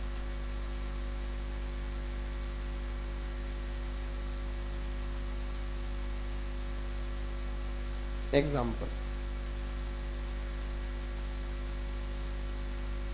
एग्जाम्पल लिखो यहाँ पे। एग्जाम्पल में सबसे पहला जो मैं लिखवाने जा रहा हूं that is section 112 long term capital gain at the rate 20%।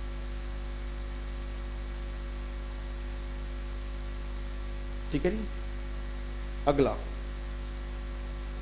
Section 112A, ये भी सेक्शन नया आया है इस फाइनेंस एक्ट में, ये पहले नहीं था, ये बिल्कुल नया आया है इस फाइनेंस एक्ट में। ये गवर्नमेंट ने क्यों इंसर्ट किया, इसका लॉजिक समझना है। बहुत इंपॉर्टेंट चैप्टर है आपके एग्जाम के लिए 112 है। हाँ आएगा आएगा, कैपिटल गेन में आएगा सारा कुछ। इनकम टैक्स में नया आया है, आप क्या कह रहे हो? हाँ नया इनकम टैक्स में आया है।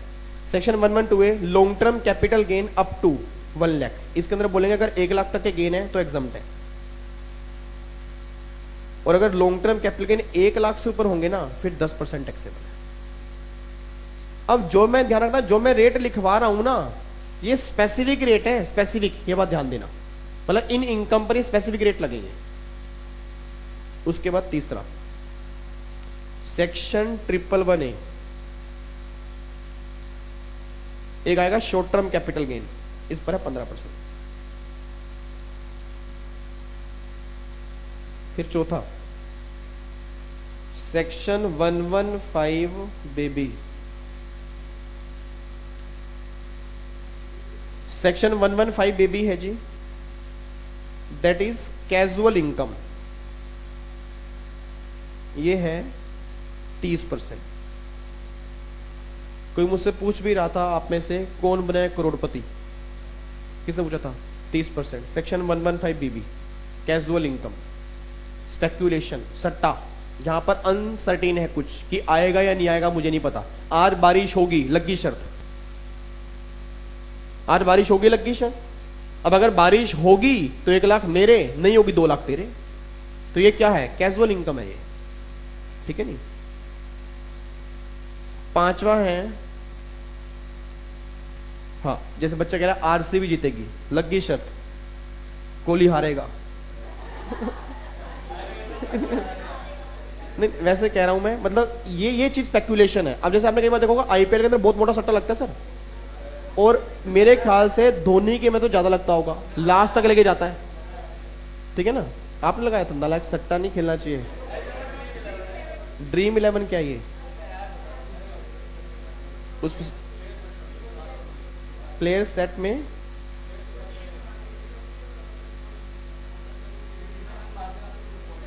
तो पैसे मिलते हैं और उसमें लगता भी कुछ है?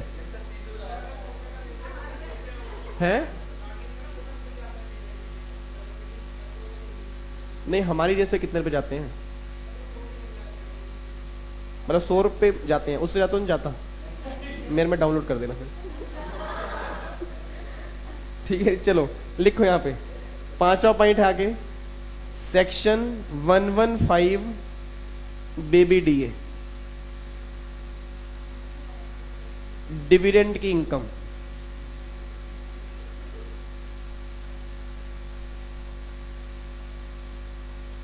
वन 115 बेबी डीए, डिविडेंड की income up to 10 lakh exempt होता है डिविडेंड, और अगर डिविडेंड 10 लाख से ज्यादा है तो फिर टैक्सेबल है आपका 10% से। पॉइंट नंबर 6, सेक्शन 68 से लेकर 69C, that is unexplained income, black money, मतलब जिस इनकम को आप एक्सप्लेन नहीं कर पा रहे कि इनकम आई कहां से है, अगर वो इनकम पकड़ी गई। जैसे एक बात मैंने सोच के बताना, आपने इनकम छुपाई थी और गवर्नमेंट ने उस इनकम को धब्बा कर दिया। अब सोच के बोला इनकम छुपाई थी, गवर्नमेंट ने इनकम को धब्बा कर दिया, तो गवर्नमेंट ने क्या बोला कि अब जो ये धब्बा हमने किए ना ये सारी तुम्हारी ब्लैक मनी है, इस ब्लैक मनी पर लगेगा 60% टैक्स।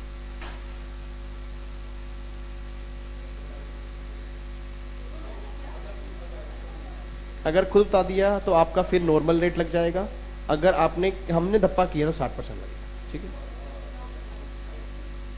ठीक है जी।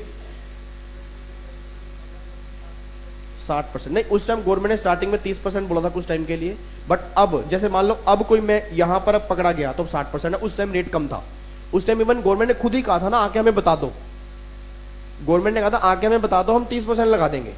फिर गवर्नमेंट ने 45 भी किया, अब गवर्नमेंट ने 60 कर दिया कि भैया अब अगर हमें पकड़ के अंदर पैसा आ गया ना, वो 60% है, कोई 30 और कोई 45 नहीं, इवन 2.5 लाख की एग्जामिनेशन लिमिट भी नहीं है। इनमें से अगर मैंने 2 लाख की ब्लैक मनी पकड़ी ना, तो 2 लाख मल्टीप्लाई 60%, 1,20,000 हमारा है, और प्लस में इंटरेस्ट पेनल्टी तो वो लगी लगेगी, ये बात ध्यान देना। हाँ जी, अगर उस टाइम टाइम मिला था, उस टाइम 8 नवंबर के बाद टाइम मिला था, बट अब कोई टाइम नहीं है। अब ऐसा नहीं है कि आपको बता दो हमें ना, अब कोई टाइम नहीं है, अब अगर पकड़ी गई तो 60% है। प्लीज यार, क्या चीज? हाँ 80 नहीं, 80,000 छोड़ तो देंगे, बट फायदा क्या है, इंटरेस्ट है, पेनल्टी है, वो भी 40 जाएगा। मतलब सिंपल से पता है 60% सिर्फ टैक्स है। अब जो ब्लैक मनी पकड़ी गई 300% तक तो पेनल्टी है, और इंटरेस्ट भी है ब्लैक मनी पे। अब अगर आपने 2 लाख रुपए छुपाए थे भाई साहब, 6 लाख तो पेनल्टी है आपकी, 6 लाख पेनल्टी दो, 60% टैक्स दो, इंटरेस्ट दो, ये बहुत बड़ी दिक्कत है। ठीक है, तो ये मैं सोचना कि 40% बच गया, 40 वैसे बचा दिया, बट पेनल्टी और इंटरेस्ट में सारा रिकवर कर लेंगे। लो जी, इधर सुना ध्यान से प्लीज, बातचीत नहीं। अब ये वाले जो आपके रेट है ना, अब ये वाले ध्यान रखना, ये सारे के सारे स्पेशल हैं जी। इट मींस अगर ध्यान रखना, अगर इनमें से कोई इनकम होगी तो ये रेट एप्लीकेबल होंगे, इसके अलावा कोई इनकम होगी ना, फिर आपके ये वाले रेट जो अभी तक हमने किए हैं वो सारे रेट एप्लीकेबल होंगे। अब बच्चा ये बात कहते हैं सर हमें ये समझ में नहीं आ रहा कि जब हमारे एग्जाम में क्वेश्चंस बनेगा तो फिर हम किस तरह सोल्व करेंगे। मान लेता हूं, एक सिंपल सा एग्जांपल देता हूं, मान लेता हूं कि जैसे मान लो एग्जाम में ना उसने बोला है सैलरी की इनकम 5 लाख, सिर्फ सुनना है आपने। उसने बोला फिर हाउस प्रॉपर्टी की इनकम, उसने बोला हाउस प्रॉपर्टी की इनकम है मान लो यहां पे 2 लाख। उसके बाद फिर उसने बोला पीजीबीपी की इनकम 3 लाख। फिर बोल रहा है कैपिटल गेन की इनकम में मान लो उसने बोला है लॉन्ग टर्म कैपिटल गेन, ये 3 लाख है, और शॉर्ट टर्म कैपिटल गेन मान लो अंडर सेक्शन 111A वाले, ये दिए 2 लाख। और फिर उसने बोल दिया अदर सोर्स में कैजुअल इनकम बोल दिया 1 लाख, और अदर इनकम मान लो बोल दिया 2 लाख। अब पता क्या करना है, जब भी आपको ऐसे ऐसे इनकम दी होंगी तो ना एक बहुत बड़ा क्वेश्चन आएगा, उसमें सारी तरह की इनकम दी होंगी। अब जब भी तुम्हारी सारी इनकम दी होगी ना, मैंने कहा था ग्रोस टोटल इनकम निकालनी होती है, 5 हेड की इनकम प्लस में क्लबिंग माइनस में लॉस, तो क्या निकल जाता है जीटीआई। अब जब तुम जीटीआई निकालोगे ना, उसमें तो ये सारी इनकम ऐड होगी। बाइफर्केशन उस टाइम नहीं करना, उसमें सारी इनकम ऐड कर दो, चाहे वो नॉर्मल है चाहे वो स्पेशल है। अब जब मेरी यहां पर मान लेते हैं यहां पर 5 2 7 3 10 3 13 2 15 और 16 और 2 20, 16 2 18, 18 लाख रुपए मान लो मेरी इनकम निकल गया। इसमें मान लो कोई क्लबिंग नहीं है, कोई लॉस नहीं है, ये मेरी जीटी आ गई। इसमें मान लो डिडक्शंस नहीं है, अब मेरी क्या गई टीआई। अब इस पे लगाना है टैक्स। अब इस 18 लाख के टुकड़े करो कि इसमें लॉन्ग टर्म गेन ये 3 लाख अलग हो गया, शॉर्ट टर्म गेन 2 लाख अलग हो गया, कैजुअल इनकम 1 लाख अलग हो गई। अब 3 2 5 और 6 चली गई, 12 लाख आपकी इनकम अलग हो गई।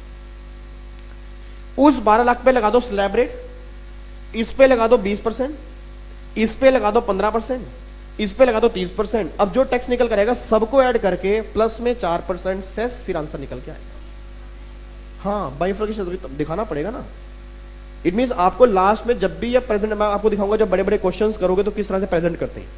अभी सिर्फ इतना सुन, बाइफर्केशन ही है ना, देखो आपकी 18 लाख रुपए ये सारी इनकम है। अब इसमें कुछ आपका लॉन्ग टर्म भी है, कुछ शॉर्ट टर्म भी है, कुछ कैजुअल इनकम भी है, कुछ अलग अलग इनकम है। तो जो आपकी स्पेशल इनकम है वो अलग ले जाओ और बाकी सारी इनकम अलग ले जाओ। इस इनकम पे लगा दो स्लैब रेट, इन पे लगा दो जो आपकी फ्लैट रेट है। अच्छा बच्चा ये बात कहता है सर मान लो, ध्यान सुना मेरी बात को, मान लो अब यहां पर ना मैंने लगा दिया रेट अलग लगा दिया, स्लैब रेट लग गया। अच्छा इस पर लग गया मान लो 20%, इस पर लग गया 15, इस पर लग गया 30। अब एक टैक्स ये आ गया, टैक्स 1, टैक्स 3, टैक्स 4 ये आ गया। इन सबको ऐड करने के बाद फिर क्या करोगे, 4% सेस ऐड करोगे, फिर फाइनल गवर्नमेंट को पे कर दो। मेरा क्वेश्चन ही निकल के आ रहा है, कई बार ऐसा भी तो हो सकता है कि मान लो टैक्स मेरा फ्रैक्शन में आ गया, फ्रैक्शन मींस क्या होता है? फॉर एग्जांपल ऐसे मान लो मेरा टैक्स निकल कर आया 15,345 रुपए। अब जब मेरा टैक्स निकल कर आया, मैं गवर्नमेंट के पास गया, मैंने गवर्नमेंट से बोला गवर्नमेंट ने कहा, मैंने कहा 15,345 रुपए ना ये टैक्स ले लो। अब गवर्नमेंट ने कहा भाई 345 रुपए हम टैक्स नहीं लेंगे, इसको पहले राउंड ऑफ करके आ। मैंने कहा राउंड ऑफ मत। उसने कहा ये फ्रैक्शन में है। फ्रैक्शंस मीन लास्ट में 5 है ना, लास्ट में 5 है। इट मीन गवर्नमेंट कह रही है भैया अगर मान लो फॉर एग्जांपल मैंने यहां पर 350 रुपए दिए तो गवर्नमेंट कह रही है 5 रुपए चिल्लड़ मेरे पास नहीं है भाई। इट मीन इसको राउंड ऑफ करके आ। मैंने कहा राउंड ऑफ कैसे करूं? उसने कहा सुन, अगर तेरा लास्ट डिजिट 5 या उससे ऊपर है तो ये राउंड ऑफ होगा नेक्स्ट 10 में, मतलब हमें चाहिए 50 रुपए। और अगर तेरे यहां पर 344 रुपए है तो 340 रुपए दे दे हमें। इट मीन ध्यान रखना, अगर लास्ट डिजिट जो है वो 5 से कम है फिर तो लास्ट 10, और अगर 5 या उससे ऊपर है फिर नेक्स्ट 10। इट मीन अगर 345, 346, 47, 48, 49 है तो 350 है, और 41, 42, 47, 44 है तो 40 है। बस ये बात ध्यान देना। अच्छा अब बच्चा कहता है सर अगर 15,345 रुपए 20 पैसा है तो जो मुझे लास्ट डिजिट चेक करना है वो डेसिमल से बाद वाला या उससे पहले वाला? पहले वाला। ये बात ध्यान। इट मींस यहां पर ये मत देखना कि ये 5 से कम है, ये 5 से कम नहीं, ये आपको देखना ये वाला क्या है। इट मींस डेसिमल से पहले वाला अगर 5 या उससे ऊपर है तो नेक्स्ट 10 में, अगर 5 से कम है तो लास्ट 10 में। मेरी बात समझ में आ रही है आपको? तो रटने वाला बच्चा अब एक बात ध्यान देगा सर, जब भी एग्जाम में आप टैक्स निकाल के आओगे, जब भी टैक्स निकालोगे अगर लास्ट में 0 आ रहा है फिर तो सही है, और अगर लास्ट में 0 नहीं आ रहा तो हमें 0 करके आना पड़ेगा। ऐसा मैं क्यों कह रहा हूं? अगर आप 0 करना भूल गए ना, सीए फाइनल की जो अभी आपको पता लगाओ कि पिछले जब आईसीए के रिफॉर्म्स की बातें हुई थी कुछ, उन्होंने आपकी मार्कशीट गलत चेक कर दी थी बहुत सारे बच्चों की, तो उसमें सीए फाइनल के एक बच्चे का 16 नंबर का क्वेश्चन गलत क्यों कर दिया? उसने टैक्स राउंड ऑफ नहीं किया था बस। तो ध्यान रखना कि आप फिर वहां आर्ग्यूमेंट नहीं करोगे इंस्टीट्यूट को कि सर मेरे साथ 4 रुपए की तो गलती थी सर, मतलब मैं लिख के आया हूं 15,345, उसने 15,350 ही तो बोला है सर, 5 रुपए की गलती है। अब भैया वो आपके 5 रुपए के चक्कर में कितने बच्चे छोड़ेगा? इंडिया में तो लाखों बच्चे होंगे, 20,000 बच्चा के खड़ा हो जाएगा, मेरे 5 रुपए की गलती है, मेरे को नंबर तो 16। तो गवर्नमेंट कहती है सबको 16-16 बांटेंगे, हमारा रिजल्ट कैसे मेंटेन होगा? तो ध्यान रखना छोटी छोटी गलती के भी नंबर करते हैं। हाँ वो पता लगा कि 16 उसने ज्यादा काट दिए, 16 नहीं कटने चाहिए थे, नंबर करते हैं 1 या 2, बट उन्होंने जब मार्कशीट दिखाई थी ना, उन्होंने ये दिखा था पूरे 16 उस पर काटे हुए। मतलब ये समझ के चलो कि आपके राउंडिंग ऑफ के भी नंबर कटते हैं। इट मींस अगर आप ये टैक्स देकर 15,345 और साथ वाला 50 लिख के आ रहा है तो ये मान लो कि आपके 2 नंबर गए उसमें से। क्योंकि प्रॉब्लम क्या है, अगर उसको भी सेम नंबर देगा, आपको भी देगा, तो कितने सारे बच्चे ऐसे होंगे जो राउंड ऑफ नहीं करके आए होंगे। तो आप ना कभी उसके पॉइंट ऑफ व्यू सोचो, आप अपने पॉइंट ऑफ व्यू से नहीं कि आपने 4 रुपए का पंगा कर दिया, आप ये भी सोचो उसके लिए कितनी बड़ी दिक्कत है कि अगर वो आपको देगा तो अगला बच्चा वो बोलेगा ना मेरे को भी तो दो। फिर तो सिंपल सी बात है कि जब भी आंसर में 0 है फिर तो 0 है, और अगर लास्ट में आपका कुछ फ्रैक्शन में मतलब 1 to 9 में है तो हमें 0 करके आना है। अच्छा ये बात जीएसटी में भी है, आई थिंक मैंने जीएसटी में पता नहीं आपको बस समझाया था, नहीं बताया था, जीएसटी में भी राउंडिंग ऑफ कॉन्सेप्ट होता है, बट जीएसटी में भी राउंडिंग ऑफ, ध्यान रखना अब जीएसटी में राउंड ऑफ करते हैं 10 के मल्टीपल में, नहीं ₹1 के मल्टीपल में। मतलब ₹1 का मतलब क्या है, अगर ये 15,345 जीएसटी है ना तो ये सही है, ये फ्रैक्शन नहीं है, जीएसटी के लिए फ्रैक्शन है ही नहीं। अगर ये 0.20 है ना, अगर ये 0.20 है तो 5 करना है, अगर ये 0.60 है तो 6 कर देना है। मतलब ध्यान रखना यहां पर ₹1 का मल्टीपल है। गवर्नमेंट कह रही जीएसटी में तो हम चिल्लड़ लेके बैठे हैं, हम नहीं छोड़ेंगे सर वहां पे, क्योंकि इनकम टैक्स देने वाले लोग कम हैं जीएसटी से कंपैरिजन में। आप चेक कर लो, जीएसटी सर बहुत सारे बंदे पे कर रहे हैं। अगर 1-2 रुपए छोड़ने गवर्नमेंट लग गई ना, गवर्नमेंट अगर डेली का चेक करेगी तो करोड़ रुपए का लॉस है government.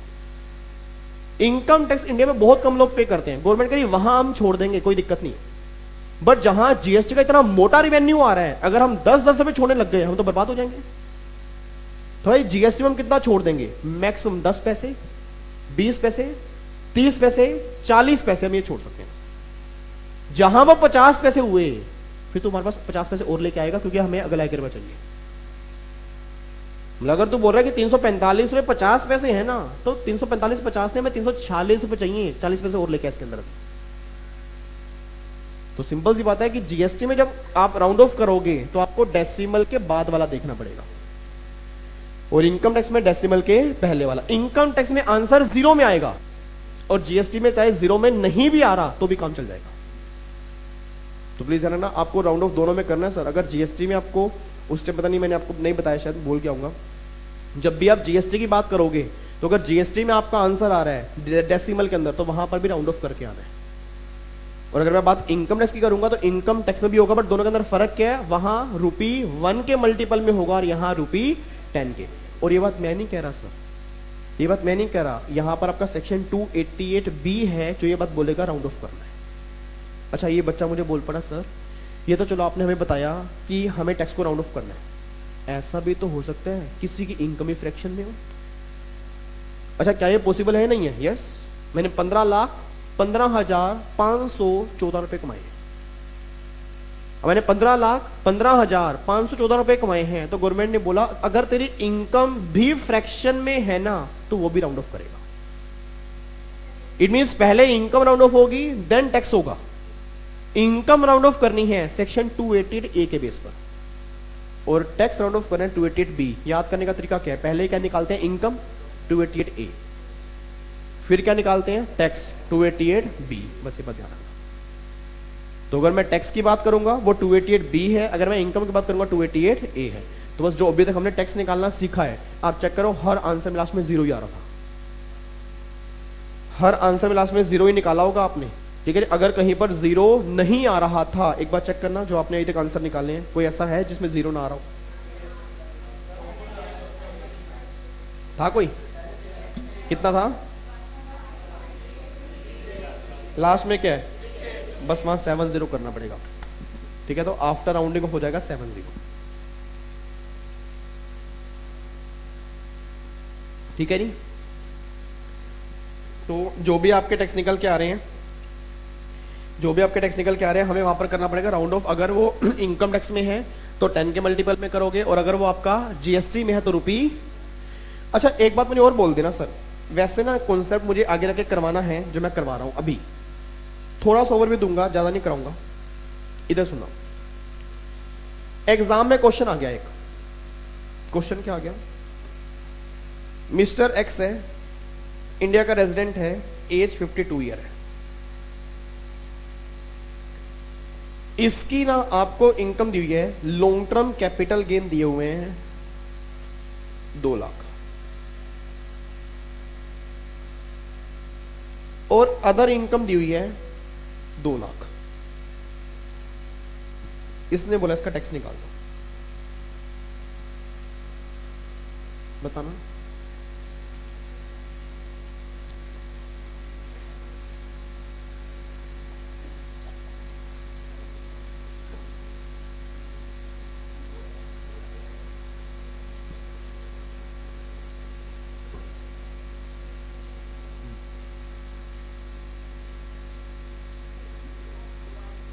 Other income, other income means normal income. हाँ जी, लॉन्ग टर्म कैपिटल गेन ध्यान रखना है, वो वाले हैं 112 वाले, 20% रेट लगेगा, 20,800।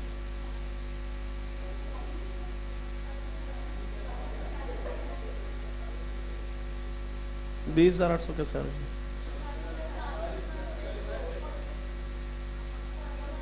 एक आंसर आ रहा है 41,600।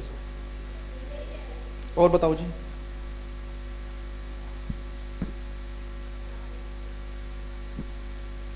इसके अलावा किसी का आंसर जल्दी बताओ जी फटाफट से। यही आ रहा सबका? काफी टाइम लगा रहे हो आप। इसके अलावा किसी का आंसर तो नहीं है? Sir long term capital gain पर कितना रेट लगता है?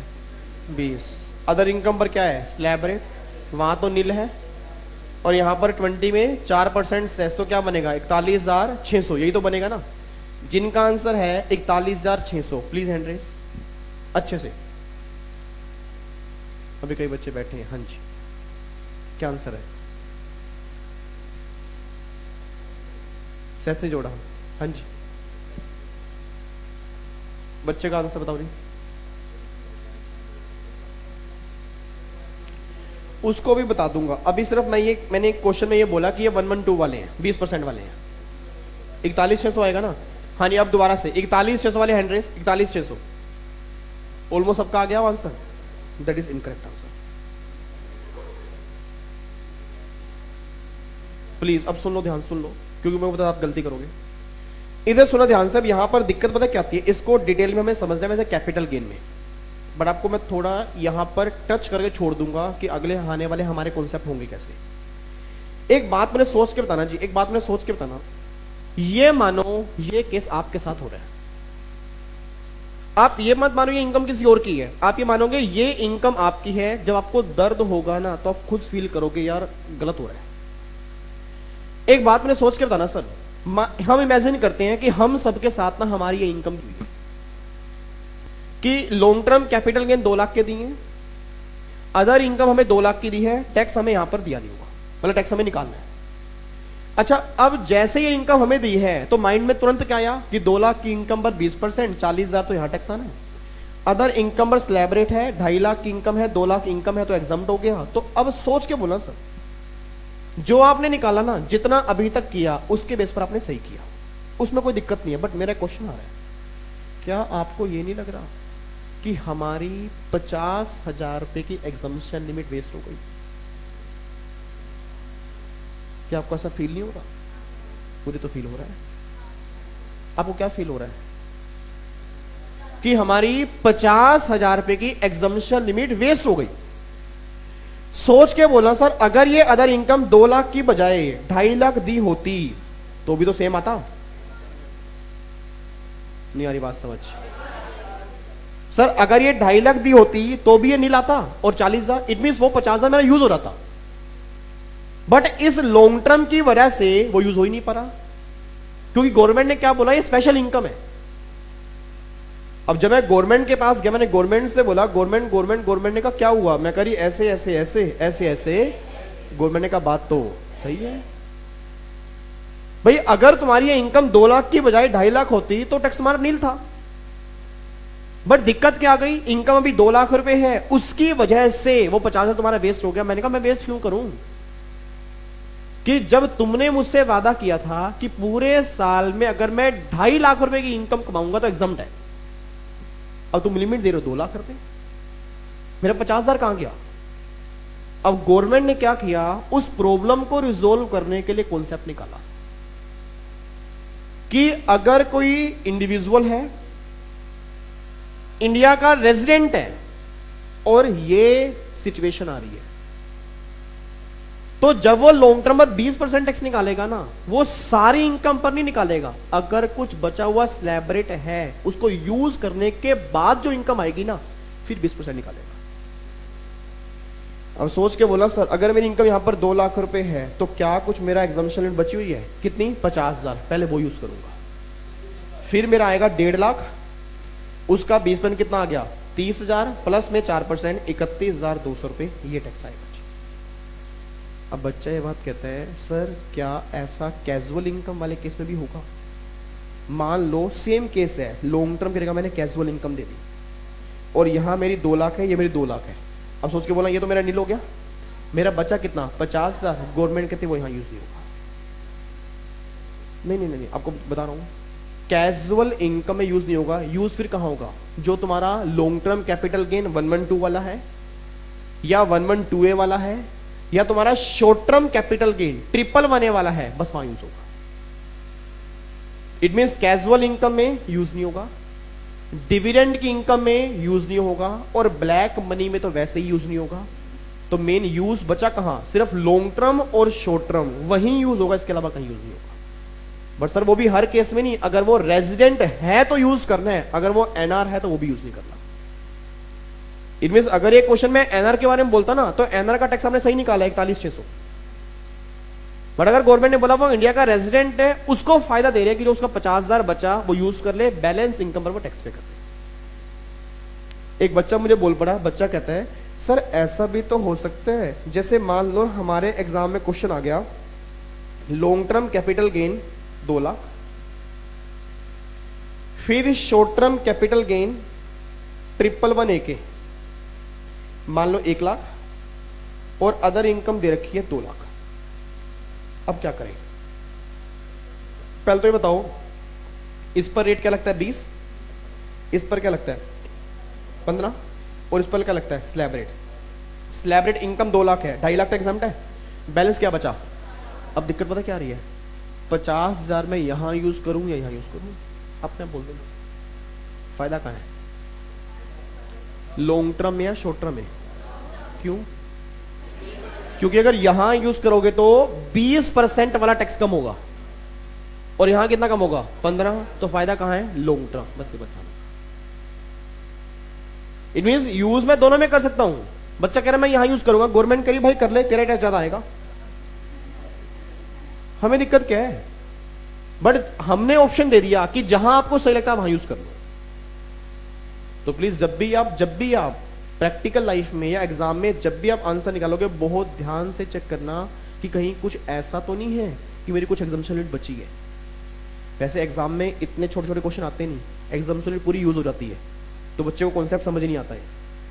बट जब प्रैक्टिकल लाइफ की बातें होती है ना, जैसे मान लो आपके फादर का ही केस आ गया, आपके फादर ने बोला बेटे मैंने इनकम कमाई है बिजनेस से 2 लाख रुपए, मेरे को शॉर्ट टर्म गेन हुआ 1 लाख रुपए, लॉन्ग टर्म गेन हुआ 2 लाख रुपए, बेटे मेरा टैक्स निकाल दे। अब अगर आपको ये कॉन्सेप्ट ही नहीं आता, आप तो पापा को डुबा दोगे।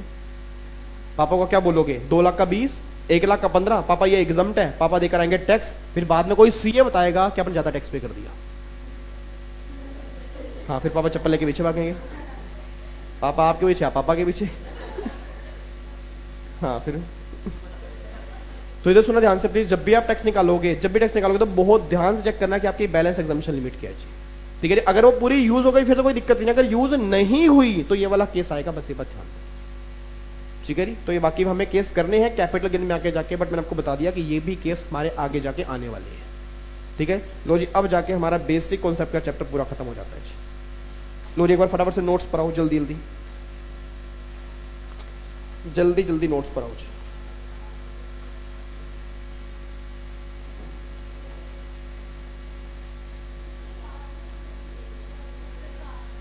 हाँ, ये थ्योरी आपको थोड़ी सी पढ़नी पड़ेगी जी।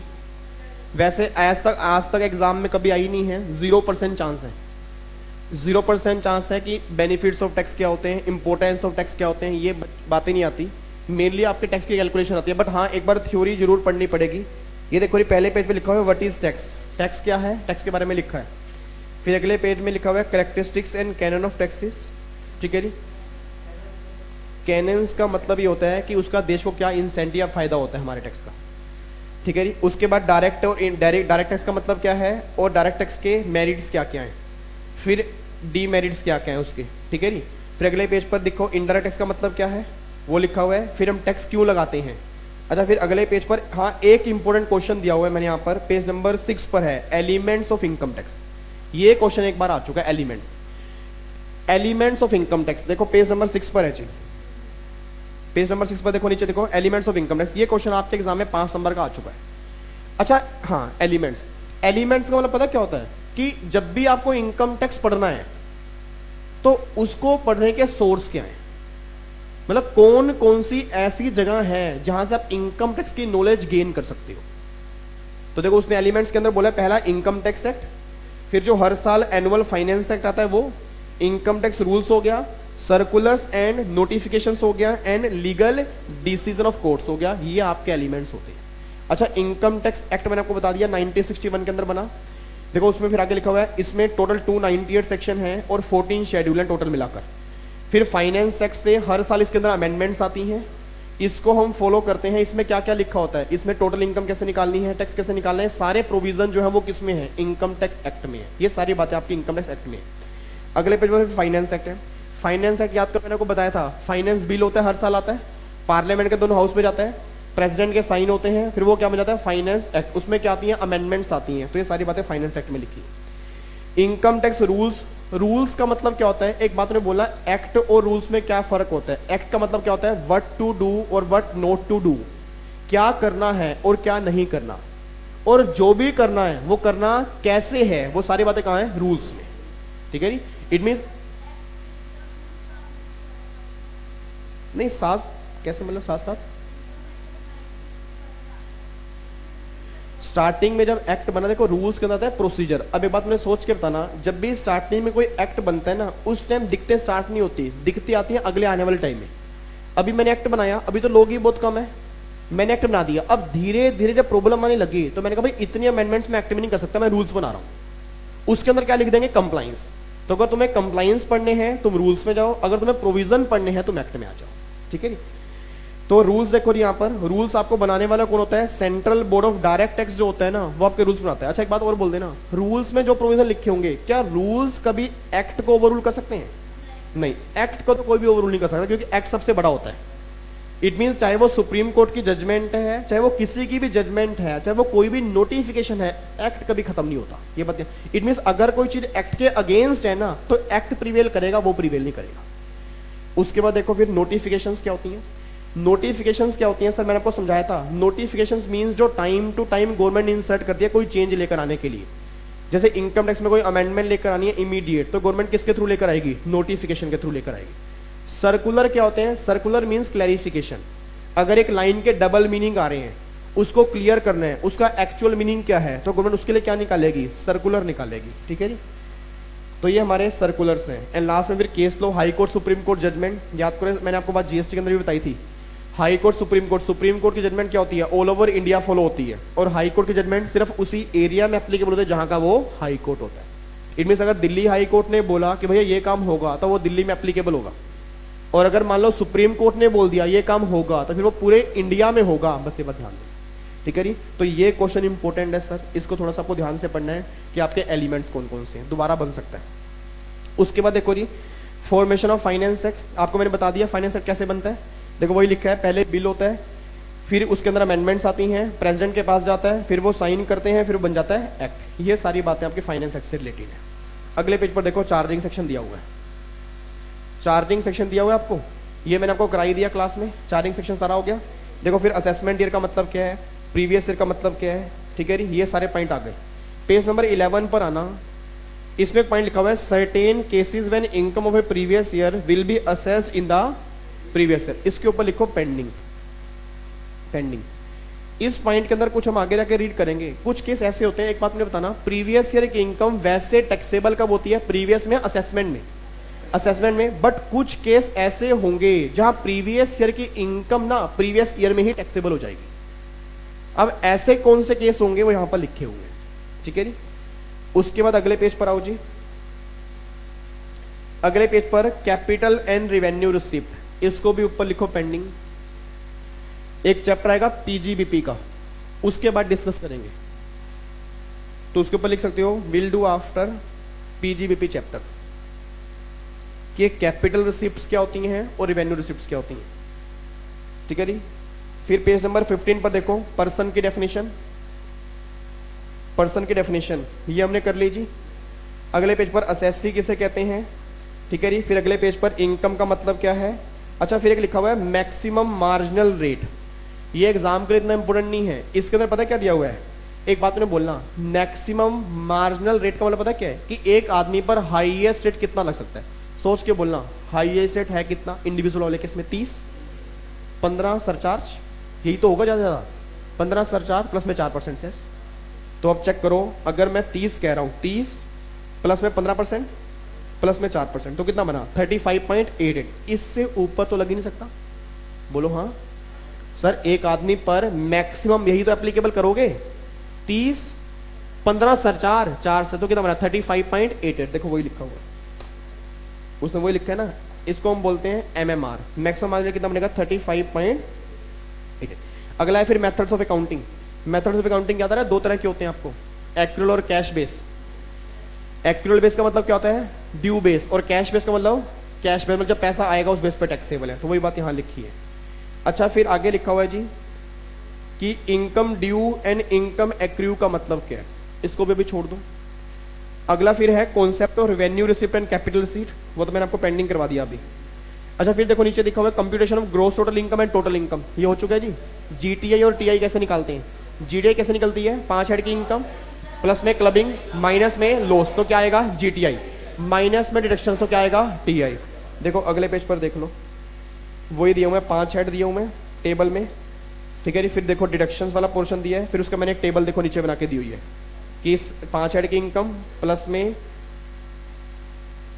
इसमें क्लबिंग नहीं जोड़ा मैंने, ये कर लेना सही एक बार थोड़ा सा, इसमें ऐड कर लो क्लबिंग, अदर सोर्स के बाद ना रह गए यहाँ पे, प्लस में क्लबिंग और माइनस में लॉस कर लेना, प्लस में क्लबिंग और माइनस में लॉस।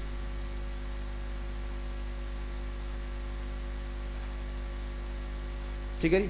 उसके नीचे देखो 288A rounding off income, income round of करने वाला आ गया जी 10 के मल्टीपल में। फिर आगे सारे टैक्स के रेट स्टार्ट हो गए हैं जी, ये रेट मैं ऑलरेडी आपको लिखवा चुका हूं, ठीक है। अब अगले आने वाले जितने भी पेज है ना, उन सब पेज में आपके रेट्स ही हैं बस। अच्छा अब यहां पर ना इधर आना, पेज नंबर 29 पर आओ, एग्जाम्पल नंबर 2A दिया हुआ है, एग्जाम्पल नंबर 2A, इसको होमवर्क मार्क कर लो जी, ये आपने घर से करके आना है। एग्जाम्पल नंबर 2A, ठीक है जी। उसके बाद पेज नंबर आप आ जाओ 2B, नीचे दिया हुआ है 2B 29 पे, इसको भी होमवर्क। उसके बाद आप आ जाओ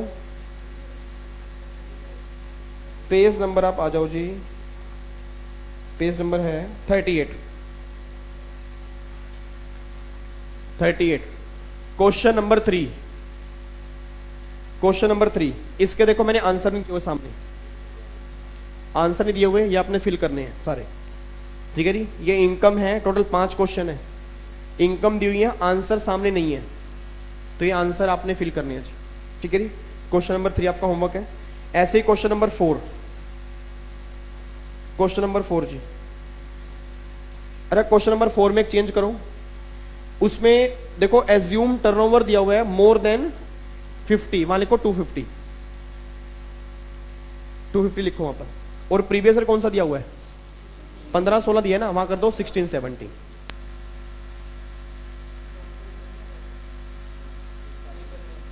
पेपर में यही आएगा हमारे एग्जाम के लिए, ठीक है जी। तो ये आपको क्वेश्चन करके आने हैं जी बस, ठीक है जी। तो ये हमारा पूरा कंप्लीट चैप्टर बेसिक कॉन्सेप्ट का। अब यहां पर सिर्फ एक कॉन्सेप्ट लिखवा रहा हूं last, that is rounding off वाला, लिख लो यहां पर।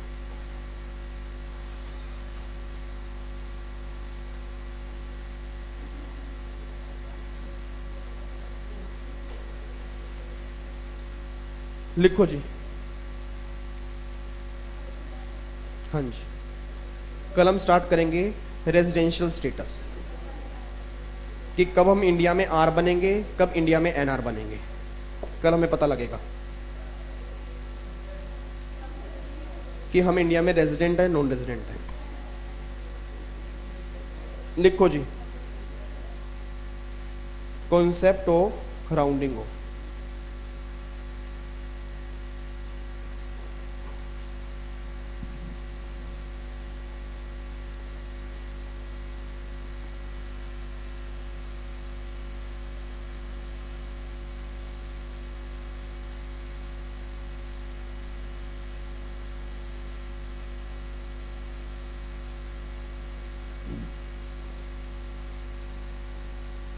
Rounding off in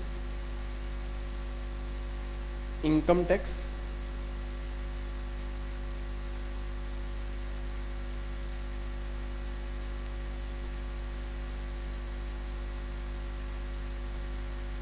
GST.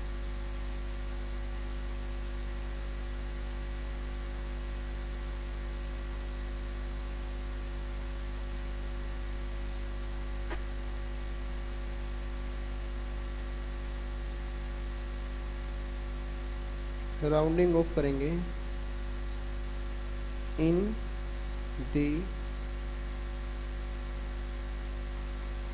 Multiple of ₹10।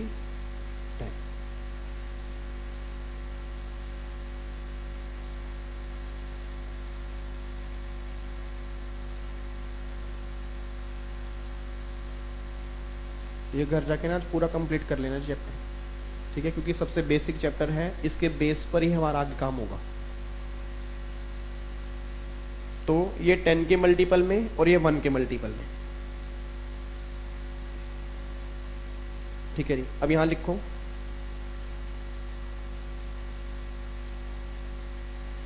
Last digit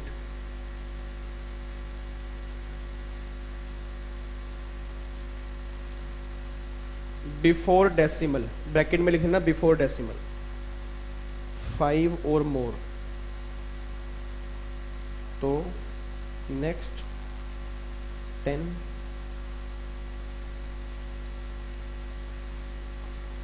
और अगर लास्ट डिजिट लेस देन 5 है तो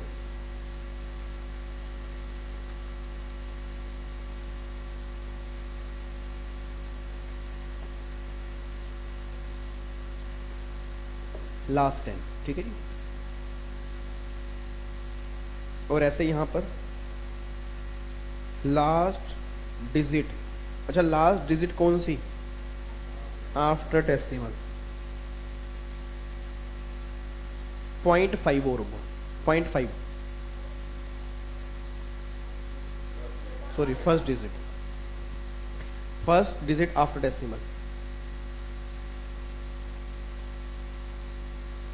अच्छा फर्स्ट डिजिट का मतलब ध्यान रखना, अगर फर्स्ट डिजिट तब होगा अगर वो 2 0 है, अगर वो 2 5 हो जाएगा ना 2 5, तो फिर 5 चेक करना है, ये बात ध्यान रखना। तो ये फर्स्ट का मतलब ये मत समझ लेना कि 2 चेक करना है, अब नहीं आ रही मेरी बात समझ। इधर देखो ये है 2 5 है, तो क्या 2 चेक करोगे या 5 चेक करोगे, 5, ये लास्ट डिजिट है, ठीक है ना। और अगर ये 2 0 है तो ये 2 चेक करना है, फिर मतलब ये 2 0 हो गया ना, तो ये 0 बन गया हमारे यहाँ पर। तो मतलब लास्ट डिजिट का मतलब ध्यान रखना, लास्ट डिजिट मींस ये वाली नहीं मैं कह रहा, लास्ट डिजिट में ये वाली कहना चाह रहा हूं। क्या चीज, 0.3 नहीं करना ना हमें, ये इसको आपको नहीं छेड़ना, ये बात ध्यान है ना। ये जो हमें अभी करते आ रहे हैं, ये जो हम करते हैं 2.5, जैसे मान लो 25 आ गया, हम अपने आप 30 कर देते हैं, वो नहीं करना आपको, 25 ही लिखना है। 25 के बेस पे ही चेक करना राउंडिंग ऑफ। जैसे ये है 545 रुपये 25 पैसे आ रहे हैं, तो मुझे गवर्नमेंट को देने कितने हैं, 545। और अगर 545 रुपये, ध्यान सुना, पहले सुन लो, 545 रुपये, ध्यान सुना, 52 पैसे हैं,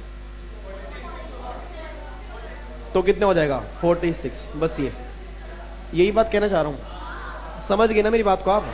इट मीन्स ध्यान रखना यहां पर जब भी आप, सुनो तो सही नालायक, जब प्लीज, जब भी आपको यहां पर, जब भी आपको राउंड ऑफ करना होगा तो यहां पर ₹1 के उसमें करना है, बस ये बात ध्यान रखना बस। तो लिखो यहां पे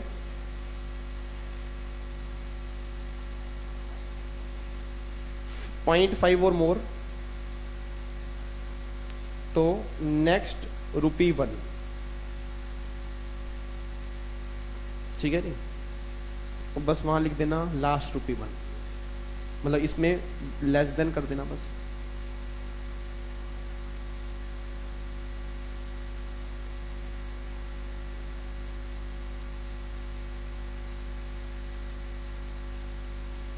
लास्ट ₹1, ठीक है। एग्जाम्पल लिखो यहाँ पे,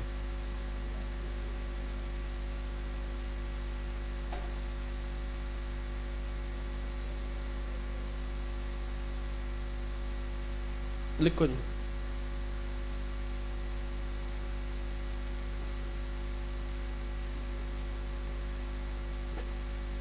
आपको यहां पे दिया हुआ है इनकम टैक्स,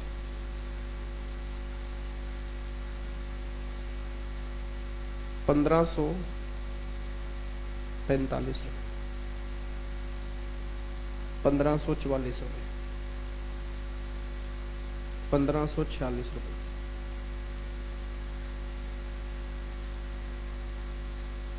₹1550,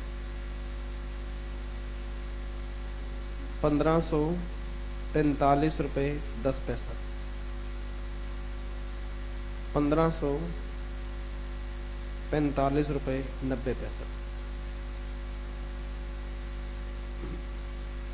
1542.80,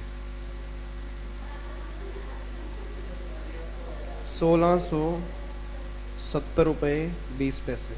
आप समझ गए ना, 1670.80। And last ₹2548.10। लो जी,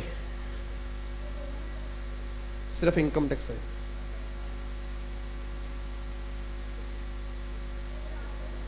₹2548.10। हाँ नहीं, अब जल्दी बताओ फटाफट से। पहले में कितना आएगा? 1550, अगले में 40, अगले में 50, अगले में 50, अगले में 1550, अगले में 1550, अगले में 1540, अगले में 1570, सॉरी 1670, अगले में 1670, अगले में 2550। ठीक है जी। और यही, ये तो आपने लिखा है income tax after round of. यहीं साथ में लिख लो जीएसटी, इसमें निकाल लो राउंड ऑफ। तो 1545, 1544, 1546, 1550, 1545, 1546 और 1543 और 1570, 1670। एलो जी, और भी है? अच्छा, 16712548। बस ये जीएसटी में है। तो बस जीएसटी में ध्यान रखना, जीएसटी में लास्ट में 1 to 9 भी आ सकता है। ठीक है, ऐसा कुछ जरूरी है कि 0 ही आएगा, बट इनकम टैक्स में ध्यान रखना ऑलवेज लास्ट में 0 ही आएगा बस। ठीक है जी। तो ये कॉन्सेप्ट हमारा था राउंडिंग ऑफ का जी।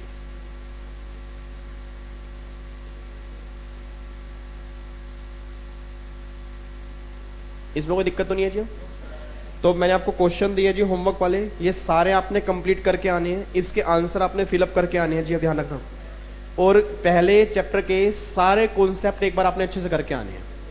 ठीक है जी। तो 4 लेक्चर आई थिंक मैंने लगा दिया, that is more than sufficient. ठीक है, आई होप आपके बेसिक कॉन्सेप्ट बिल्कुल क्लियर हो चुके होंगे। तो जितने भी आपका टैक्स है, एमआर है, सेस है, सरचार्ज है, आपने घर जाकर आज आधा घंटा जरूर लगाना है जी अब। ठीक है जी। तो ये सारे कंप्लीट कर लेना, ताकि अगली क्लास से जो मुझे चैप्टर स्टार्ट करना है रेजिडेंशियल स्टेटस का, उसको हम स्टार्ट कर सकें। ठीक है जी। चलो ये बाकी मुलाकात करेंगे कल की क्लास में। चलो हाँ, होमवर्क मैंने आपको दे दिया जी, बाकी मुलाकात करेंगे कल की क्लास मेरी, सेम टाइम सेम जगह। ओके जी, bye bye, tata, thank you so much, जय हिंद। Thank you so much, thank you. किसी दिन